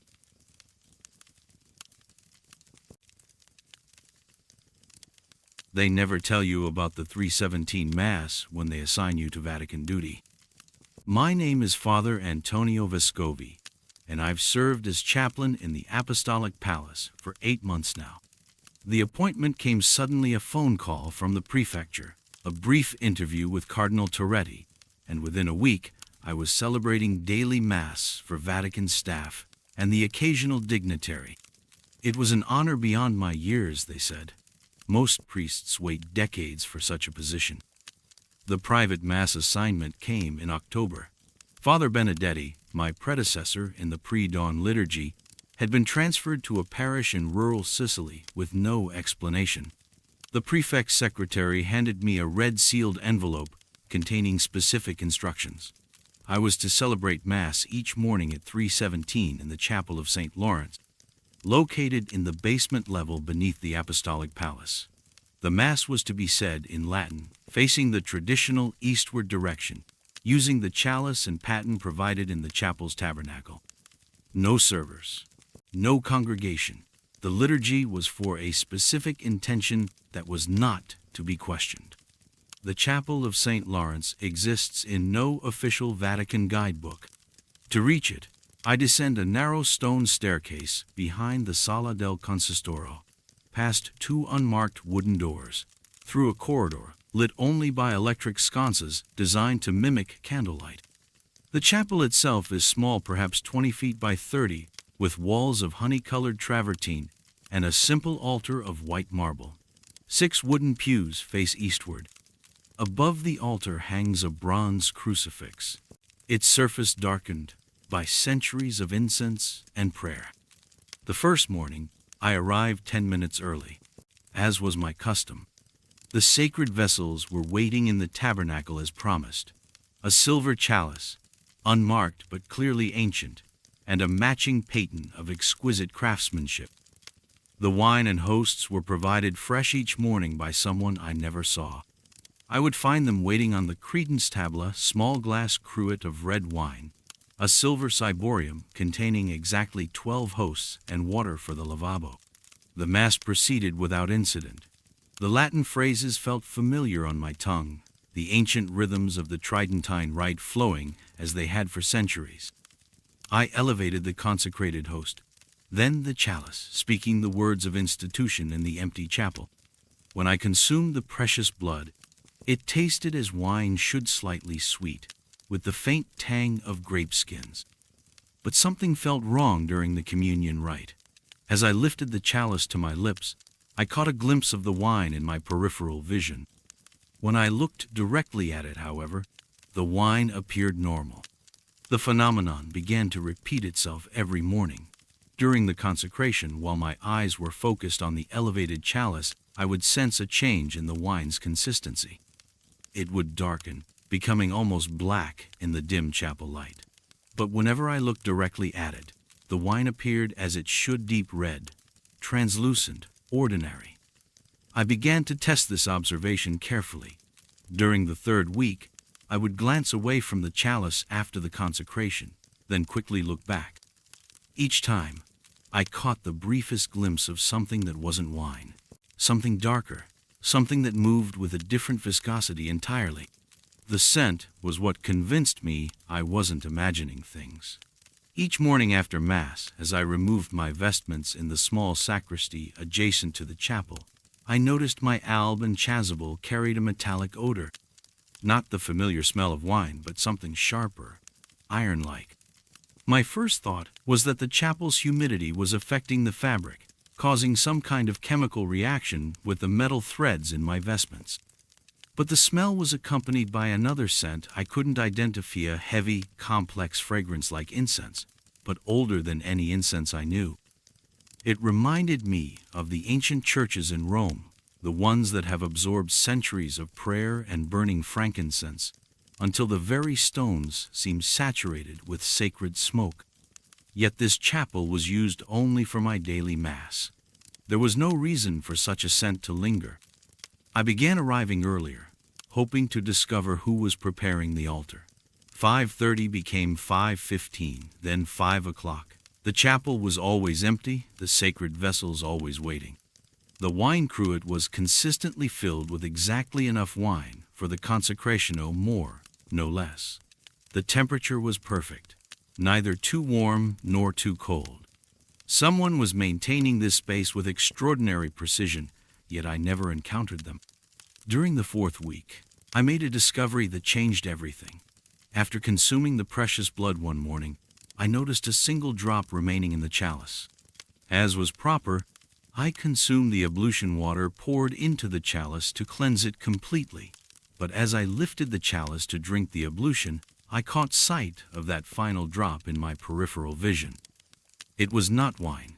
It was dark red, nearly black, and it moved with a thickness that wine does not possess. When I looked directly at it, the drop appeared normal. But in my peripheral vision, it looked exactly like blood. Real blood. That morning, I broke protocol. Instead of immediately purifying the chalice with the ablution, I set it aside and knelt before the altar in prayer. I remained there for nearly an hour, asking for guidance, for understanding, for the courage to continue this assignment, or the wisdom to request a transfer. When I finally rose and approached the chalice, it was empty. Not a trace of wine or blood remained. The vessel was perfectly clean, as if it had been washed and polished. Yet I had not touched it. The next morning, I attempted an experiment. After the consecration, I deliberately looked away from the chalice and held my gaze on the crucifix above the altar. In my peripheral vision, I watched the contents of the chalice. What I saw confirmed my fears and violated every rational understanding I possessed. The wine was transforming, not changing color, but actually becoming something else entirely. The liquid darkened, thickened, and began to move with the slow, heavy consistency of fresh blood. Steam rose from its surface, as if it were warmer than wine should be in the cool morning air. When I finally looked directly at the chalice, I saw wine, normal, consecrated wine. But my vestments that morning carried the metallic scent so strongly that I nearly vomited while removing them. I began to understand that this was not a malfunction or hallucination. This was the nature of this particular Mass, in this particular chapel, at this particular hour. The wine became blood, truly became blood, but only when observed indirectly, only when I wasn't looking straight at it. It was as if the transformation required privacy, required a kind of sacred discretion. The realization brought not comfort, but a deeper unease. What was the specific intention for which this Mass was offered? Why 3:17 in the morning? Why in this hidden chapel that appeared on no Vatican map? And why was I chosen for this assignment when Father Benedetti, with 30 years of Vatican service, had been transferred so abruptly? I considered speaking to Cardinal Torretti, but the red seal on my original instructions had included a phrase I'd initially overlooked. This assignment requires absolute discretion and is not to be discussed with any person, regardless of rank or authority, without explicit written permission from the prefecture. So I continued. Each morning at 3:17, I celebrated Mass in the chapel of St. Lawrence. Each morning, the wine became blood in my peripheral vision. Each morning, I consumed what tasted like wine, but smelled like iron on my vestments afterward. Each morning, the chalice was mysteriously empty and clean by the time I finished my prayers. The only change came in December. I began to notice that the metallic scent on my vestments was accompanied by another smell, not just ancient incense, but something organic. Something that reminded me of the catacombs beneath San Callisto, where the early Christians buried their dead. It was the smell of very old stone, of earth that has absorbed centuries of human presence. And each morning, as I climbed the narrow staircase back to the main level of the Apostolic Palace, I could swear I heard footsteps echoing behind me. When I turned to look, the staircase was always empty. But the sound of someone following me continued until I reached the unmarked wooden door at the top. Last week, Cardinal Torretti mentioned that they were pleased with my service in the special assignment. He handed me another red-sealed envelope and said I should expect to continue the 3:17 Mass indefinitely. As he spoke, I noticed he wore gloves, and when he handed me the envelope, he was careful not to let our skin touch. I continued to celebrate Mass each morning in the chapel of St. Lawrence. I continued to consume wine that becomes blood when I'm not looking directly at it. My vestments continued to smell of iron and ancient incense. And each morning, I climbed those stairs with footsteps echoing behind me. I have learned not to question what I cannot understand. Some mysteries are meant to remain mysteries. Some duties are meant to be performed without explanation. But I have also learned to check my calendar each night before sleep, because lately, I've noticed that the dates I write in my daily journal don't always match the dates on my phone. Time moves differently in the chapel of St. Lawrence. And I'm beginning to suspect that I've been celebrating the 3:17 Mass for much longer than 8 months. I just hope that when my transfer comes, and surely it will come, as it came for Father Benedetti, I'll remember enough of who I was before to recognize the priest they'll send to replace me.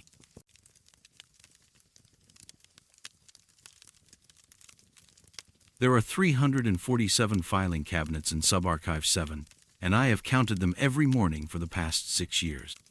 My name is Dr. Carmen Valdez, and I am a research specialist in the Vatican secret archives. Most people assume this means I spend my days reading ancient manuscripts and translating Latin texts. The truth is far more mundane and far more precise. I catalog correspondence, papal letters, diplomatic cables, administrative memos spanning 8 centuries. Each document receives a classification number, a preservation assessment, and a brief summary in our database.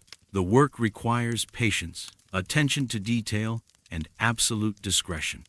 These are qualities the Church values, and qualities I have cultivated since accepting my position in 2018.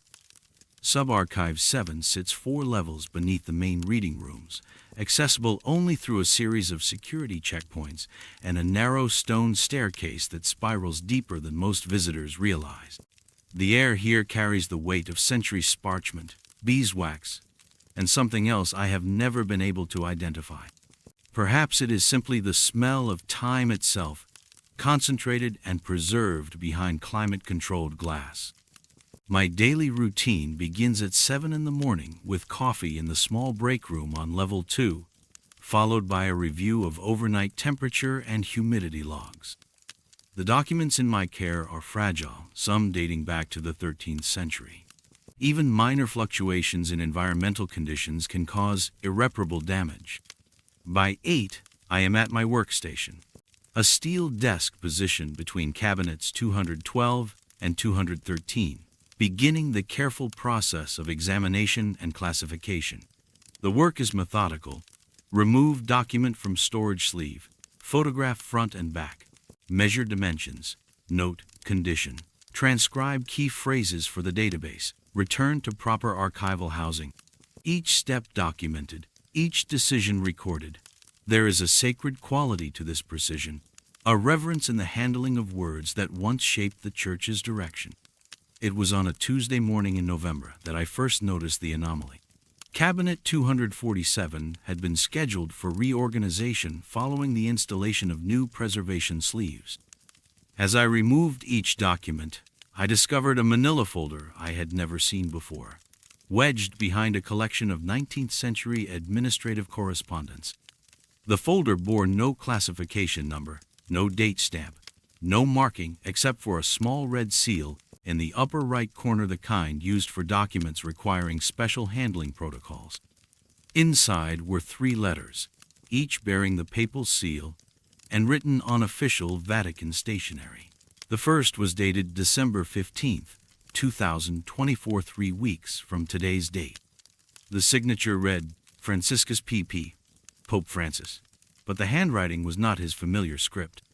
More unsettling was the wax seal, still soft to the touch, as if the letter had been written moments before I discovered it. The content was routine administrative correspondence about archive reorganization schedules and staffing assignments. Nothing remarkable, except that it discussed my own work specifically, my cataloging of documents in Cabinet 247, which I was performing at that very moment. The letter referenced my discovery of temporal anomalies in the correspondence collection and recommended continued observation with standard protocols. I set the letter aside and examined the second document. This one was dated January 8, 2025, signed by Leo XIII, PP Pope Leo XIII, who died in 1903. The wax seal was equally warm, bearing the distinctive papal insignia used during his reign. The letter was addressed to Cardinal Secretary of State and discussed the implementation of new archival procedures for documents exhibiting temporal displacement. It specifically mentioned my name and employee identification number. The third letter was the most disturbing. Dated March 3, 2025, it bore the signature of Pius IX PP, Pope Pius IX, who died in 1878. The seal was not merely warm, it was hot, as if freshly applied. The letter was brief, written in Latin, and consisted of a single paragraph. The archivist Valdez has demonstrated exceptional discretion in handling sensitive materials. Recommend continued assignment to Subarchive 7 with expanded access to temporal documentation. Her work cataloging future correspondence has proven invaluable to our long-term administrative planning. Standard protocols for temporal isolation should be maintained. I photographed all 3 letters according to protocol, but when I reviewed the images later, they showed only blank pages. The physical documents remained unchanged text, clearly visible, seals intact and warm. I attempted to make copies using the archive's preservation scanner, but again, the results were blank sheets. Over the following days, more letters appeared. Each morning, I would find new correspondence in locations I had already cataloged, always bearing recent dates and signatures of deceased popes. The content grew increasingly specific about my daily activities, often describing work I would perform later that same day with uncanny accuracy. One letter from Gregorius XVI pp.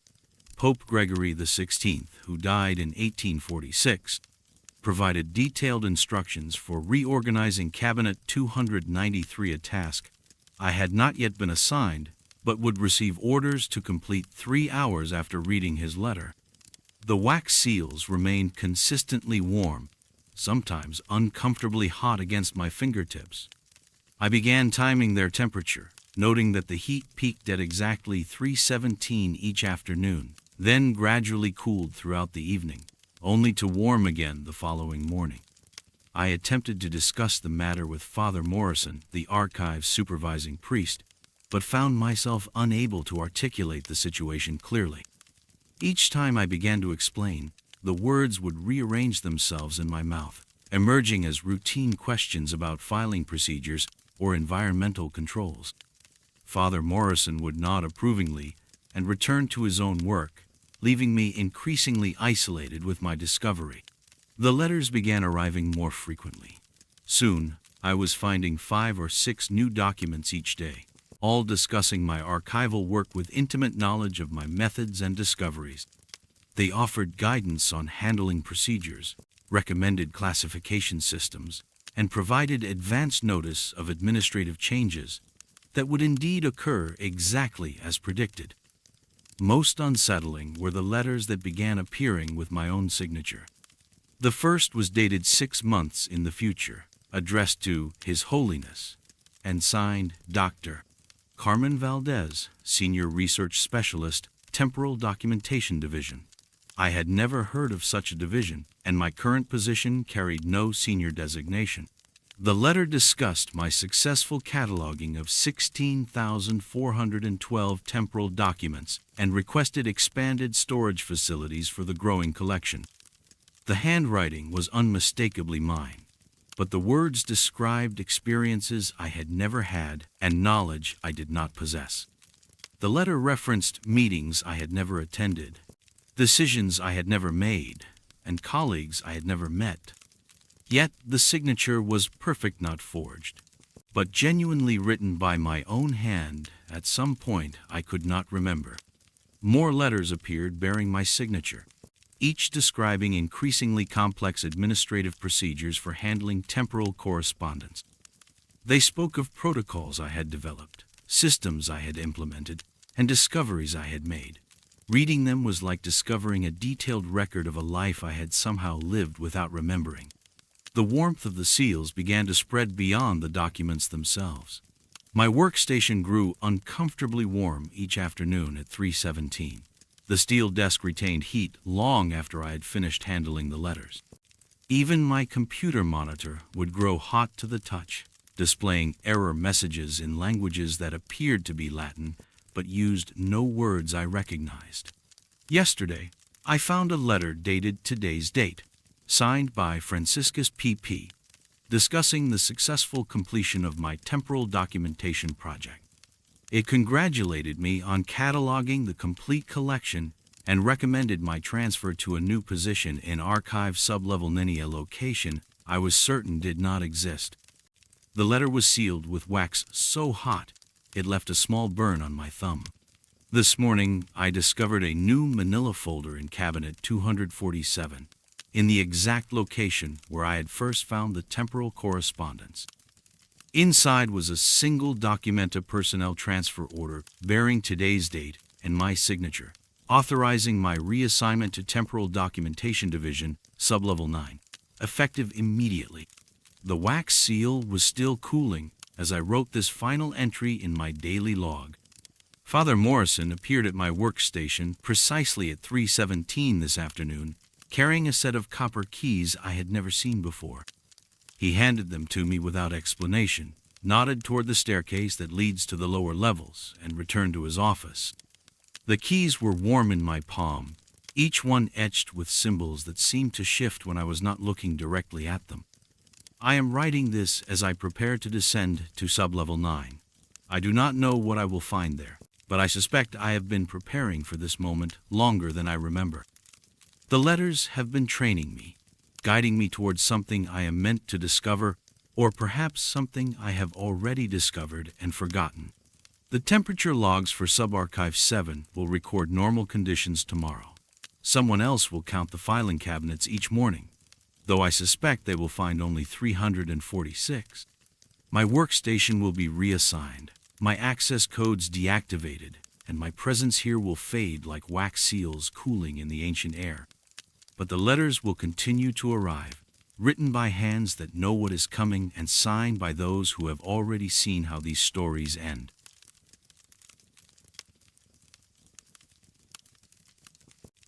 They assigned me to mirror duty on the Feast of St. Michael, which should have been my first warning. My name is Klaus Zimmermann, and I've served as guard sergeant in the Vatican Swiss Guard for 8 years. I've protected cardinals during conclave, stood vigil over papal audiences, and maintained security protocols that most people will never know exist. But nothing in my training prepared me for Assignment 7 Alpha, the covered mirror in the east wing of the Apostolic Palace. The briefing was conducted by Captain Benedetti himself, in the secure chamber beneath the barracks where we receive our most sensitive orders. He handed me a single sheet of parchment, not paper, but actual parchment sealed with red wax bearing the papal signet. The instructions were written in Latin, which I could barely read, but the accompanying translation was clear enough. I was to stand guard over a specific mirror in room 217C of the Apostolic Palace from 2200 hours until 0600 7 days a week for an indefinite period. The rules were simple. Never remove the cloth covering. Never allow anyone else into the room without written authorization from the Cardinal Secretary of State himself. Never speak while on duty. And most importantly, never look into the mirror, covered or otherwise, even accidentally. This assignment requires absolute discretion, Captain Benedetti told me, his weathered face grave in the candlelight. You will tell no one of your duties, not your fellow guards, not your family, not your confessor. What you see or hear during your watch stays in that room. The first thing I noticed about room 217C was the silence. Not the peaceful quiet of a chapel, but an oppressive absence of sound that seemed to press against my eardrums. The room itself was unremarkable marble floors, cream-colored walls, a single wooden chair positioned exactly 3 meters from the far wall, and there, mounted at eye level, was the mirror. It was larger than I'd expected, perhaps 2 meters tall and 1 meter wide, framed in what looked like blackened silver. The covering was white silk, so fine it seemed to shimmer in the weak light from the hallway. 4 brass nails held it in place at the corners, and I could see the faint outline of the mirror's surface beneath. My first week passed without incident. I would arrive at precisely 2200 hours, nod to the departing day shift guard, though no one ever mentioned who that was, and take my position in the chair. For 8 hours, I would sit in that suffocating silence, watching the covered mirror and fighting the growing urge to look away. It was during my 9th night that I first heard the voice. 23:47 by my watch. I was running through the evening security protocols in my mind when I heard someone speaking Swiss German from behind the covered glass. The accent was unmistakably from Lucerne, my hometown, the same rolling vowels and clipped consonants I'd grown up hearing. But the words were wrong. Heute Nacht ist die Wache bereit, the voice said. Tonight the watch is ready. I felt my blood turn to ice water. Those weren't words I knew, yet I understood them perfectly.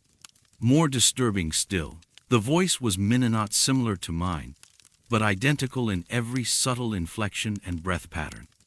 It was as if I were listening to a recording of myself speaking fluent Swiss German, a dialect I'd never learned beyond childhood fragments. According to protocol, I should have remained silent. Instead, I found myself whispering, "Wer spricht da? Who speaks there?" in what little Swiss German I remembered from my grandmother. The response came immediately, in that same impossible voice. "Der Wächter hinter dem Glas spricht." The watcher behind the glass speaks. I bit down on my tongue hard enough to taste copper, forcing myself back to silence. But the damage was done. I had acknowledged it, whatever it was, and now it knew I could hear. Night after night, the conversations continued. Always in Swiss German I somehow understood, but couldn't possibly know. The voice would recite what sounded like patrol reports from the other side of the mirror. It spoke of corridors I'd never walked, of rooms that didn't exist in any Vatican blueprint I'd studied, of security protocols that predated the Swiss Guard itself. Die Bibliothek der Schatten ist sicher, it would say. The Library of Shadows is secure. Der Korridor der Flüsternden ist versiegelt. The corridor of the whispering is sealed. Die Wächter der dritten Ebene melden sich zur Pflicht. The watchers of the third level report for duty. During my third week, I began to notice changes in the silk covering. What had once been pristine white now showed subtle discolorations, not stains, but areas where the fabric seemed somehow thinner, more translucent. When I leaned forward in my chair, I thought I could make out the suggestion of movement behind the cloth, like shadows passing in front of a light source. But there was no light in that room except what filtered in from the hallway. The breakthrough came during my 21st night of duty. I had dozed briefly, a serious breach of protocol, and awakened to find the voice mid-conversation. But this time, it wasn't alone. The rotation continues as planned, my impossible voice was saying in that fluent Swiss German. "Understood," came a second voice. Also mine, but somehow different, older, more worn. "How long since the last breach?" 73 years, 4 months, 18 days. "The cloth holds well. For now." I sat frozen in my chair, listening to multiple versions of myself conducting what sounded like a changing of the guard ceremony. The voices spoke of schedules I didn't understand, of rotations that spanned decades, of watches that had been maintained since before I was born. Then came the question that stopped my heart. What of the watcher on this side? The new one? He listens well. He's beginning to understand. Does he know yet? Soon. They always know, eventually. And then? Then he takes his place, and another is called to the chair. The voices fell silent, and in that silence I heard something that nearly shattered my sanity. The soft scrape of a chair being pushed back, the whisper of footsteps on marble, the quiet settling of someone sitting down all from behind the covered mirror. I looked down at my hands and saw they were shaking. When I looked up again, one corner of the silk covering had come loose from its brass nail. Not torn or pulled, simply released, as if the nail had never been properly seated. Through that small triangular gap, I caught a glimpse of reflected light. Not the weak illumination from the hallway, but the warm, steady glow of candlelight. And in that candlelight, for just a moment, I saw the edge of a wooden chair. A chair identical to the one I was sitting in. A chair occupied by a figure in Swiss Guard dress uniform. A figure whose face I couldn't quite see, but whose posture, whose hands, whose very presence felt unnaturally familiar. I reached up with trembling fingers and pressed the silk back into place, securing it against the nail. But as I did, I heard my own voice from behind the glass, speaking those same Swiss German words I'd heard on my first night. Heut Nacht ist die Wache bereit. Tonight the watch is ready. And for the first time, I understood what it meant. Assignment 7 Alpha was completed after 28 days. Captain Benedetti reassigned me to standard palace security without explanation, and I never saw room 217C again. But sometimes, during the quiet hours of my regular patrol, I catch myself speaking Swiss-German phrases I don't remember learning. Last month, a young guard named Fischer was called to the captain's office for a special briefing. He looked nervous when he left, carrying a sheet of red-sealed parchment. I wanted to warn him. I wanted to tell him about the voices, about the chair, about the corner of silk that sometimes works loose on its own. Instead, I simply nodded as he passed. Some duties are too sacred to abandon, even when you no longer sit in the chair.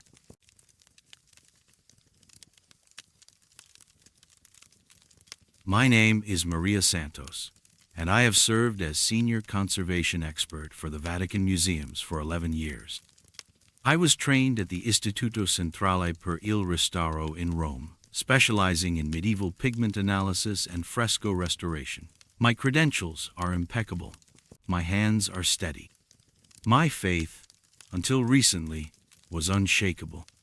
The Apostolic Palace houses artwork that spans 2 millennia, much of it never seen by public eyes.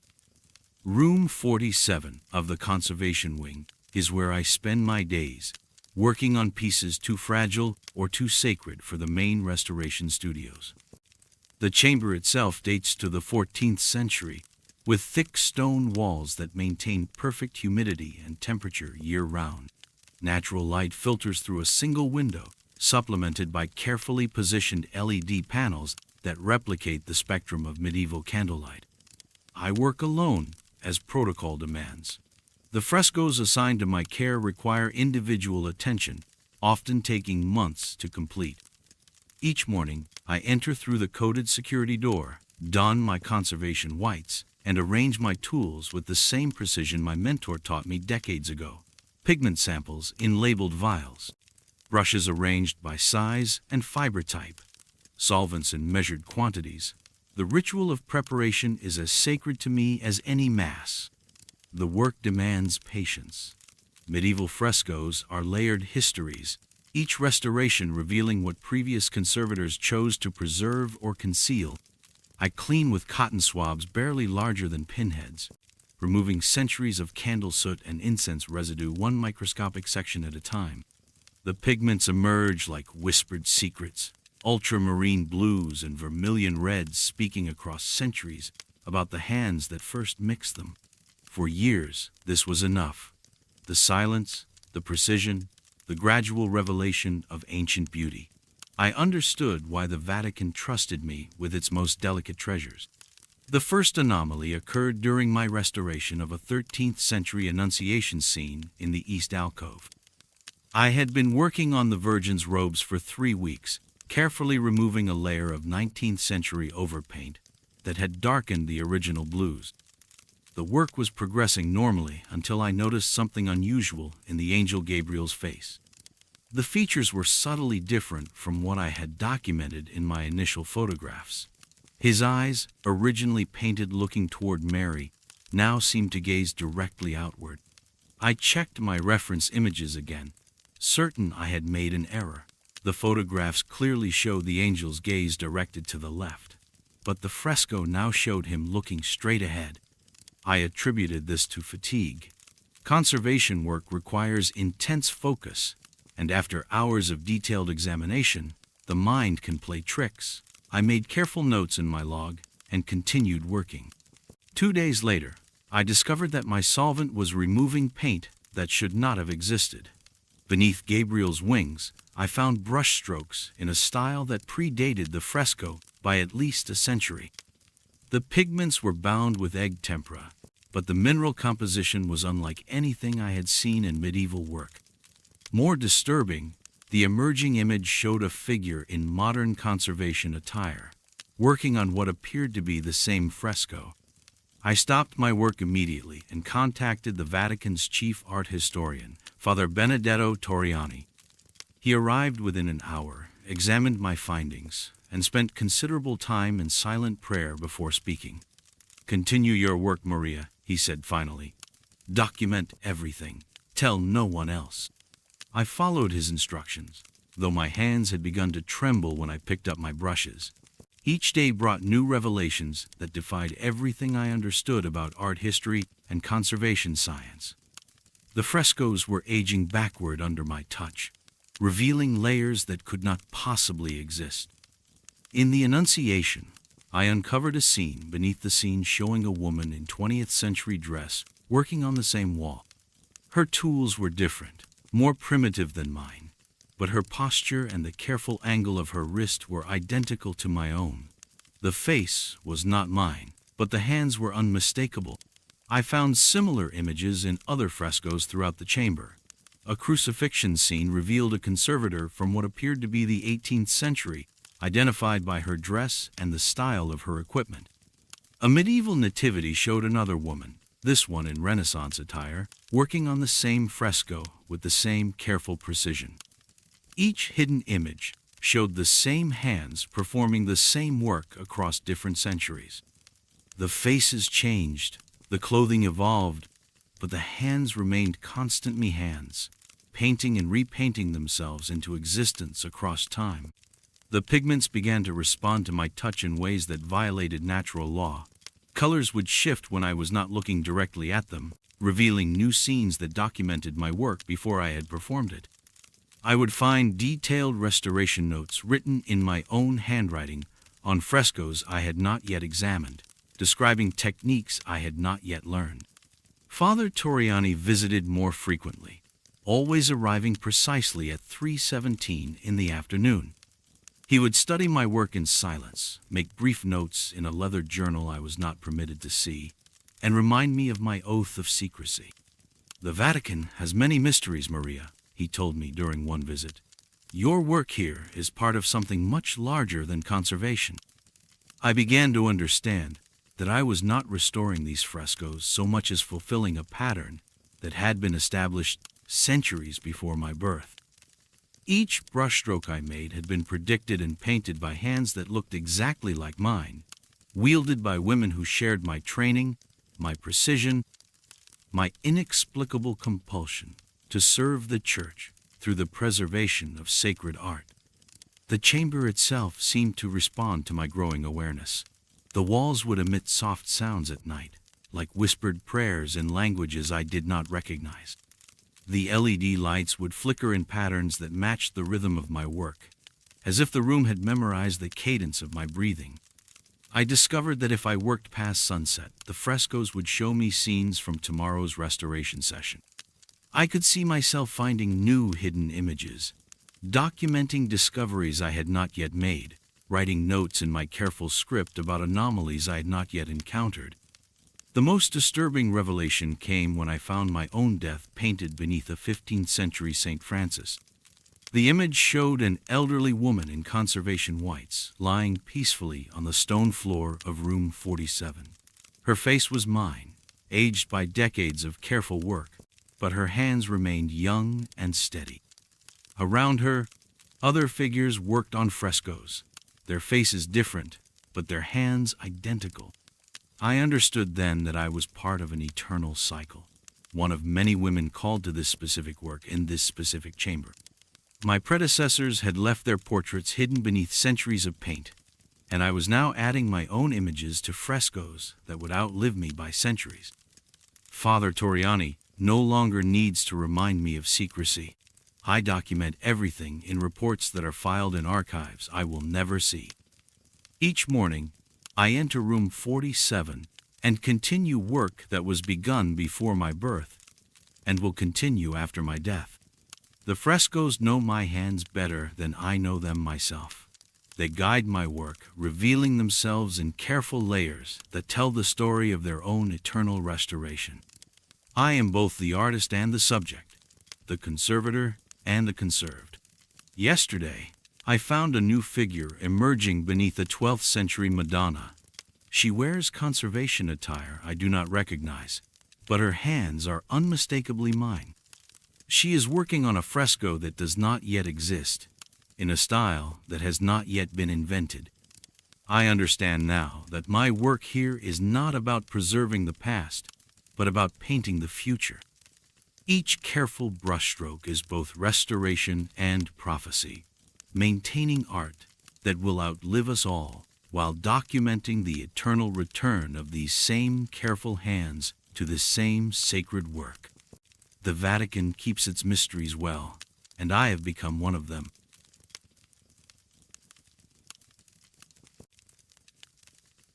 The Vatican keeps 347 keys on the senior custodian's ring, but mine has always held 348.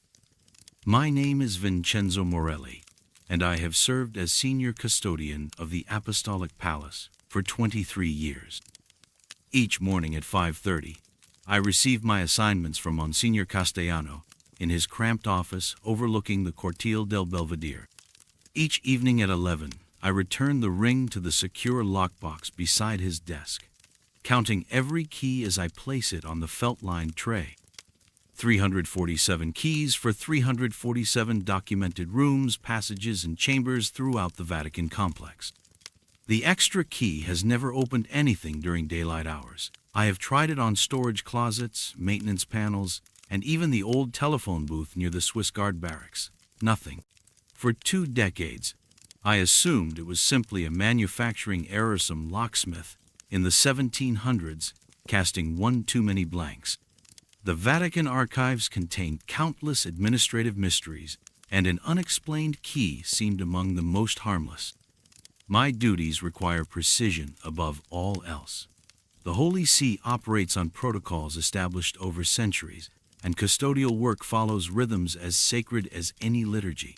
Morning rounds begin at 6, checking each chapel for proper arrangement of sacred vessels and ensuring no unauthorized materials have been left behind. Afternoon maintenance addresses specific requests: a squeaking hinge in the Sistine Chapel, burnt-out bulbs in the papal apartments, or carpet stains in the audience halls where pilgrims gather. But the night rounds are different. They begin at exactly 3:17 in the morning, a time chosen not for convenience but for necessity. Something about those hours when the Vatican settles into its deepest silence allows access to spaces that remain sealed during other times. The Monsignor never explained why 3:17 was sacred to our work, only that I must begin my rounds at that precise moment, never earlier, never later. The brass key ring weighs nearly 2 pounds when full. Each key bears tiny engravings, room numbers, abbreviated Latin descriptions, sometimes just symbols that correspond to maps I keep in my jacket pocket. I know them all by touch: the long shaft for the Borgia apartments, the ornate head for the private chapel keys, the smooth modern cuts for offices installed during the 1960s renovations. The 348th key feels different. Older, its metal has a warmth that the others lack, and its surface bears no markings at all. For years, I simply carried it as part of my duties, an unexplained tool in service to an institution built on mysteries. Everything changed during last October's night rounds. I was checking the lower levels beneath the Apostolic Library, damp corridors that house mechanical systems and storage rooms for furniture too sacred to discard, but too damaged for display. The air smells of old incense and machine oil down there, and my footsteps echoed differently against the ancient stones. At 3:37, exactly 20 minutes into my rounds, I noticed a door I had never seen before. It stood between storage room 14 and the main electrical panel, in a stretch of wall that had always been solid stone. The door itself appeared unremarkable heavy wood with iron hinges, exactly matching the style of other service entrances throughout the building. But there was no room number, no identifying marks, and no mention of such a door in my maintenance charts. The 348th key slid into the lock as if it had been waiting. Inside, I found a chamber identical to storage room 14, but impossibly clean. The furniture-broken pews from Santa Maria Maggiore, water-damaged paintings from the old Lateran collection, vestments too fragile for ceremony sat arranged in perfect order.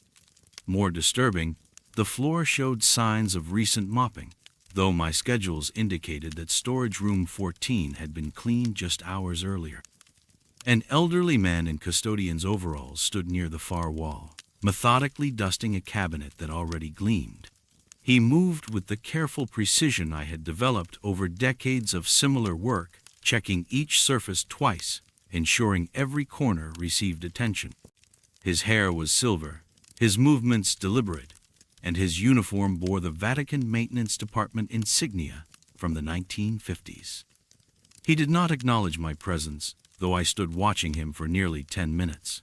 When I finally spoke asking his name, his department, his purpose in the room, he continued his work without interruption.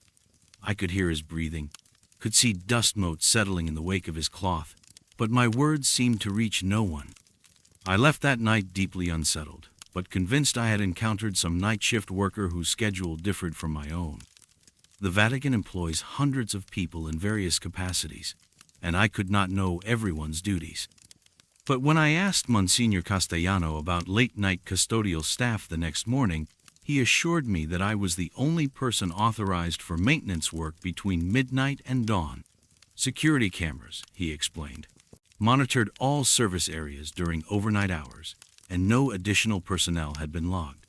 The following night, at 3:17 exactly, I returned to the corridor beneath the library. The door was there again, in the same impossible location. The 348th key turned smoothly, and inside I found the same elderly custodian, now polishing brass fixtures that had already been polished to perfection. This time, I noticed details that chilled me.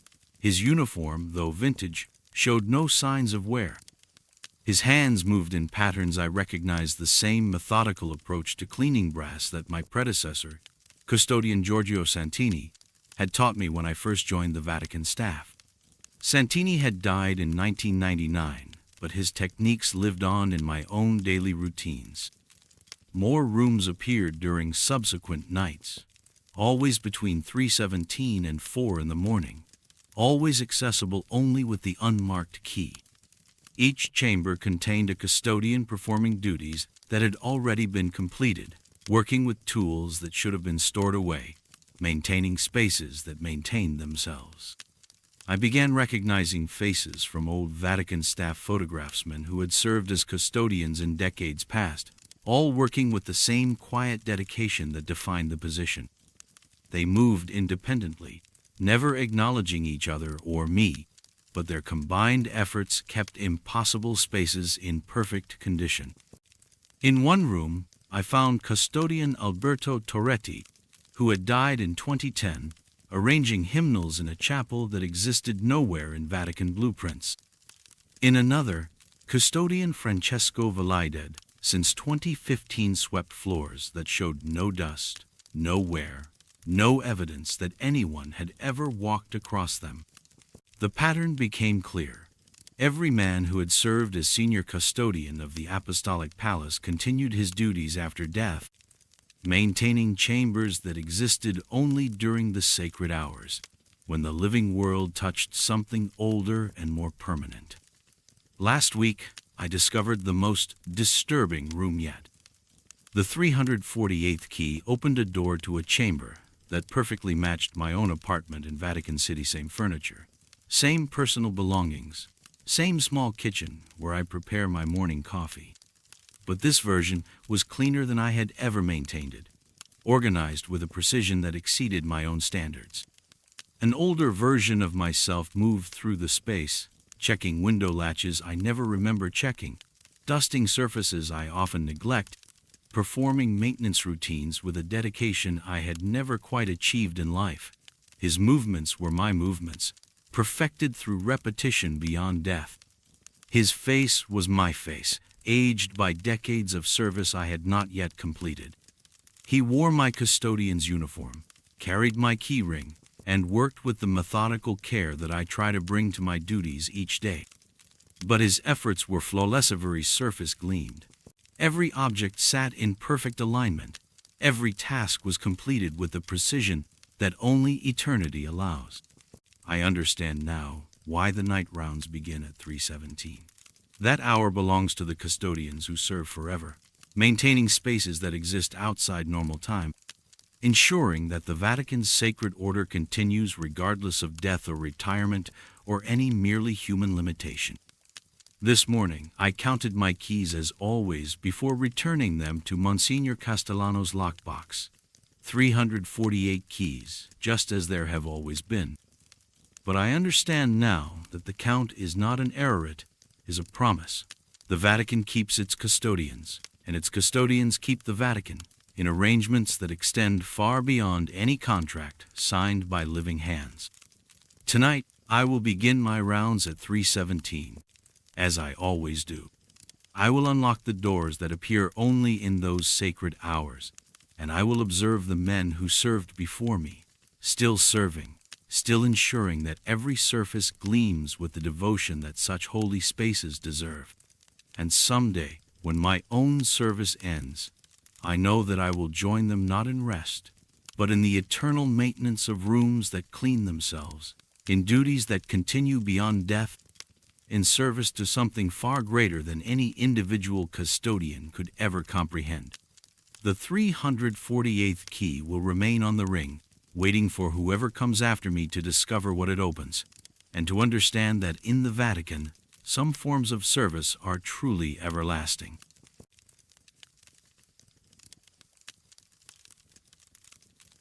The marble in the papal apartments remembers everything. My name is Stefan Brunner, and I served as honor guard in the Swiss Guard from 2018 until 2024.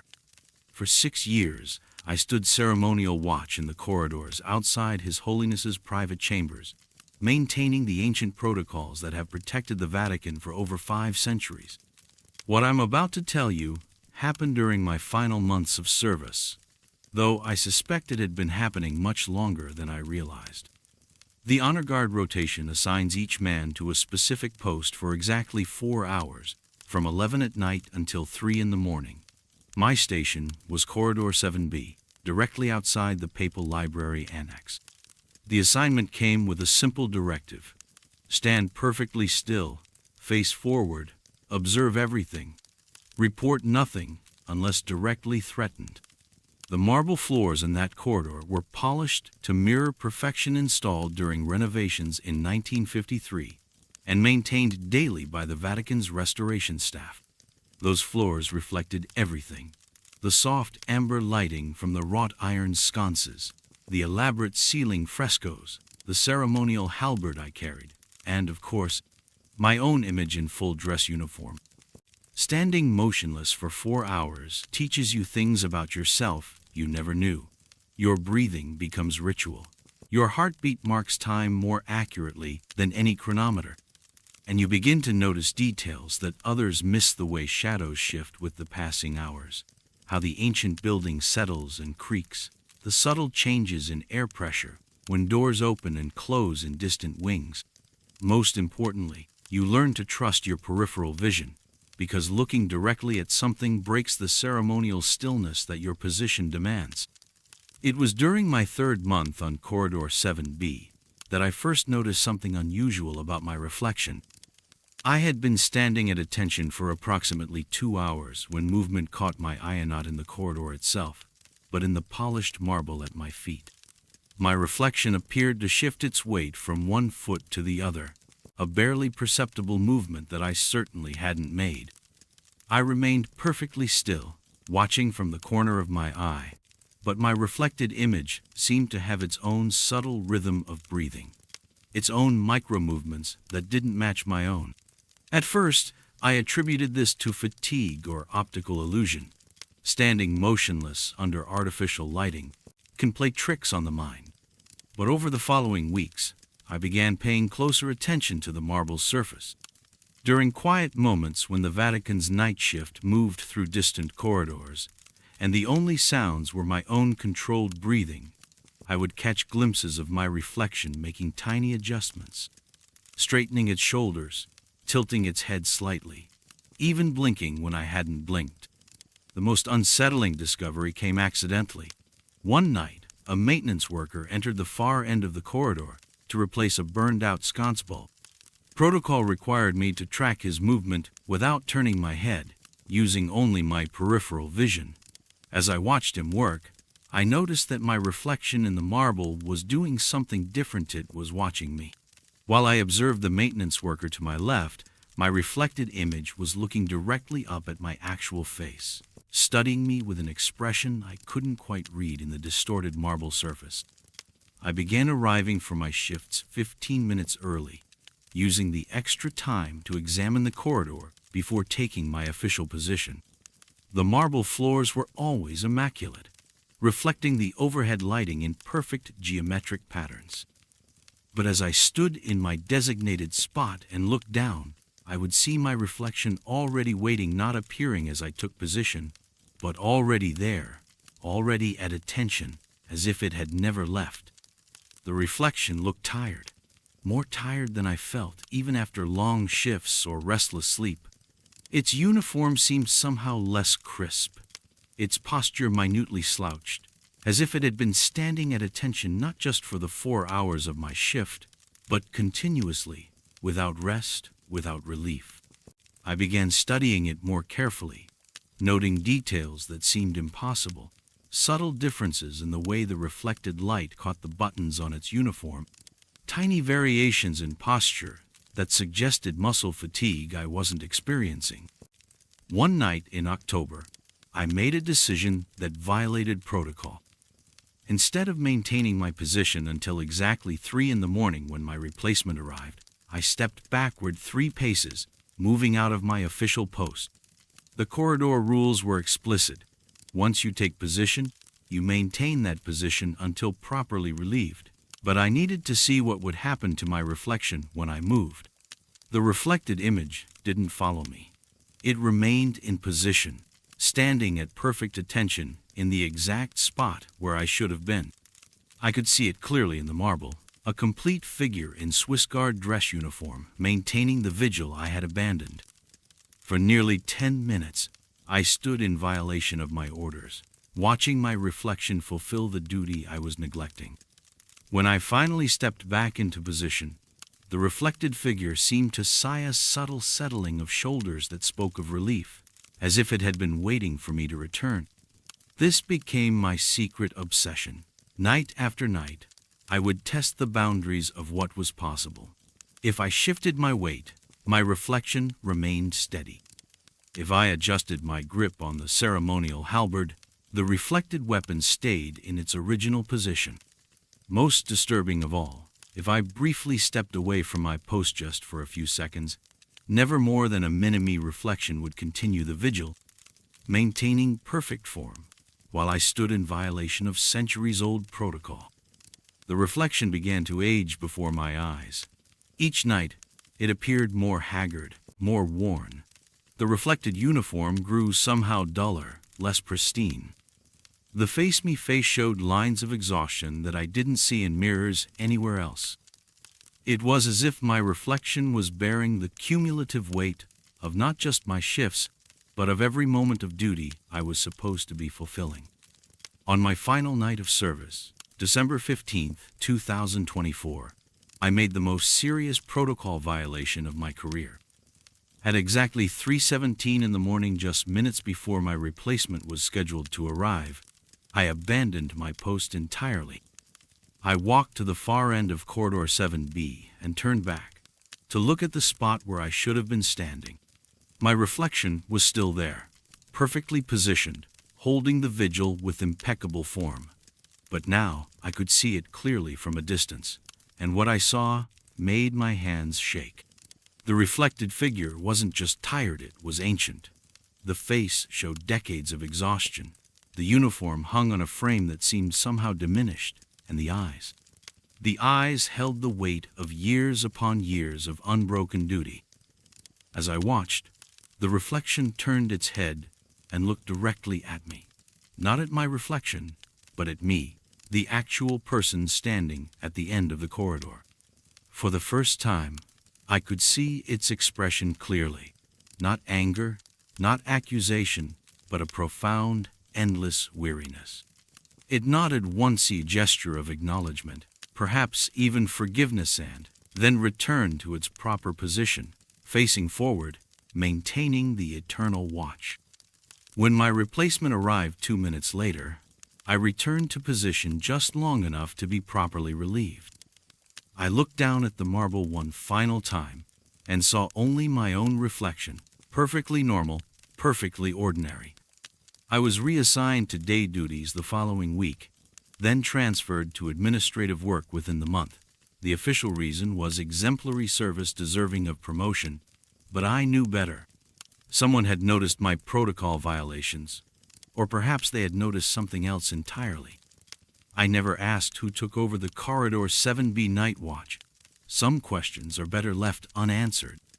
But sometimes, late at night, I think about that reflection still standing guard, still maintaining the vigil, growing more tired with each passing hour.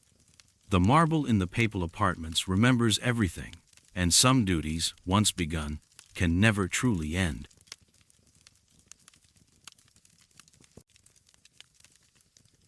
The ink in the Chronicle never dries completely.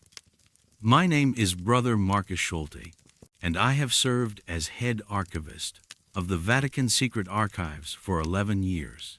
Each evening at precisely 5:30, I sit at the oak desk in Archive Chamber 7 and complete the daily Chronicle leather-bound ledger that has recorded every significant event within these walls since 1896. The work is sacred, methodical, and utterly predictable. I write in black India ink with the same fountain pen my predecessor used, forming each letter with the careful precision that centuries of archival tradition demand. The Chronicle follows strict protocol. Weather conditions, visiting dignitaries, manuscript acquisitions, staff changes, everything is documented in chronological order using the approved lexicon established by Pope Leo XIII. No personal observations, no theological speculation, only facts, recorded in the smooth, cursive script that took me 3 years to perfect under Brother Francesco's patient instruction. Archive Chamber 7 sits in the heart of the Borgia Apartments, accessible only through a narrow corridor lined with temperature-controlled manuscript cases. The room itself is modest stone walls, a single arched window facing the courtyard of the Belvedere, and shelves containing 237 volumes of the Daily Chronicle. The electric lighting was installed in 1953, but I prefer working by the brass lamp that casts warm circles across the parchment pages. My routine never varies. Morning prayers at 6, then 8 hours cataloging acquisitions in the lower archives. Lunch in silence, followed by afternoon correspondence with scholars requesting access to our collections. Evening prayers, then the Chronicle. The work sanctifies the day, transforms mundane administrative tasks into acts of devotion. Brother Francesco often reminded me that we are not simply librarians, we are guardians of humanity's sacred memory. But 3 weeks ago, I noticed something that made my carefully ordered world shift like sand beneath the cathedral's foundation. I had finished Tuesday's entry or routine day, involving the arrival of 12 Byzantine manuscripts from the monastery at Mount Athos, and was preparing to close the ledger when I saw additional text below my signature. 3 lines written in black India ink, in handwriting that looked remarkably similar to mine, yet somehow different. The letters were slightly more angular, the spacing more compressed, as if written by someone whose hand had grown stiffer with age. Wednesday, received urgent telegram from Cardinal Torretti regarding the Coptic collection. Catalogued 17 papyrus fragments discovered beneath the Sistine Chapel foundations. Brother Antonio reassigned to Archives 9 through 12. I stared at the entry for several minutes, my breath forming small clouds in the chamber's cool air. Brother Antonio worked exclusively with illuminated manuscripts in Archives 1 through 4. There had been no telegram from Cardinal Torretti, who was currently in Egypt on episcopal business. And Archives 9 through 12 had been sealed since the 1940s for structural repairs that were never completed. I turned to Wednesday's blank page, then back to Tuesday's. The mysterious entry remained, written in ink that matched my pen exactly. When I held the page to the lamplight, I could see the slight indentations that proved text was written by hand rather than printed. Someone had used my pen, my ink, my descant had imitated my handwriting with disturbing accuracy. That night, I barely slept. At 3:17 in the morning, I found myself standing in Archive Chamber 7 without remembering how I had gotten there. The Chronicle lay open on my desk, the lamp burning steadily. Tuesday's page now contained a fourth line I hadn't seen before. Brother Marcus discovered the additional entries at precisely 11:43 in the evening. He will attempt to stay awake tonight to observe the writing process.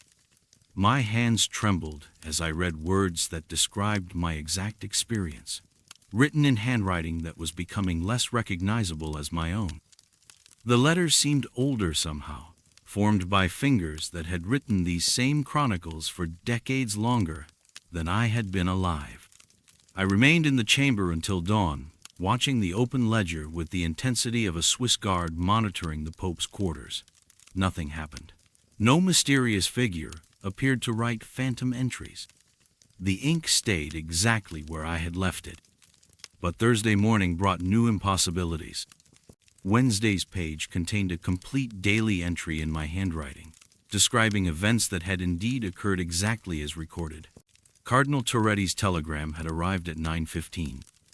The Coptic papyrus fragments had been discovered during routine maintenance beneath the Sistine Chapel, and Brother Antonio had been quietly reassigned to the sealed archives, though no official documentation of the transfer existed in any Vatican personnel file I could access. The handwriting was definitely mine, yet I had no memory of writing a single word. The Chronicle had somehow documented my entire day before I had lived it.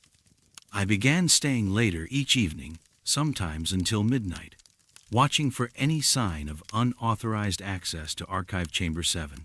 The corridor remained empty. The lock showed no signs of tampering. The chamber's single window was sealed shut and painted over, yet each morning brought new entries describing the coming day's events with perfect accuracy. By the following week, the handwriting was changing more noticeably. My usual smooth curves were becoming sharper, more economical, as if written by someone whose arthritis was progressing faster than mine. The signature at the bottom of each entry looked increasingly unfamiliar, though it remained legally identical to my official signature on file. Then I discovered the other chronicles. While researching the history of the daily recording tradition, I examined the earliest volumes from 1896.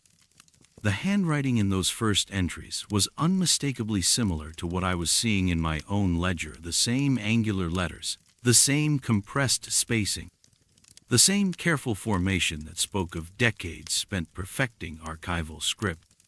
Brother Giuseppe Martinelli had been the first head archivist to maintain the Daily Chronicle. According to personnel records, he had served from 1896 until his death in 1923. But when I examined the final entries in his last volume, I found something that made my blood feel as cold as the marble floors beneath my feet. The last 3 weeks of Brother Giuseppe's entries were written in handwriting that perfectly matched my own careful cursive, the script I had spent 3 years learning under Brother Francesco's guidance. My handwriting, appearing in a ledger completed 40 years before my birth.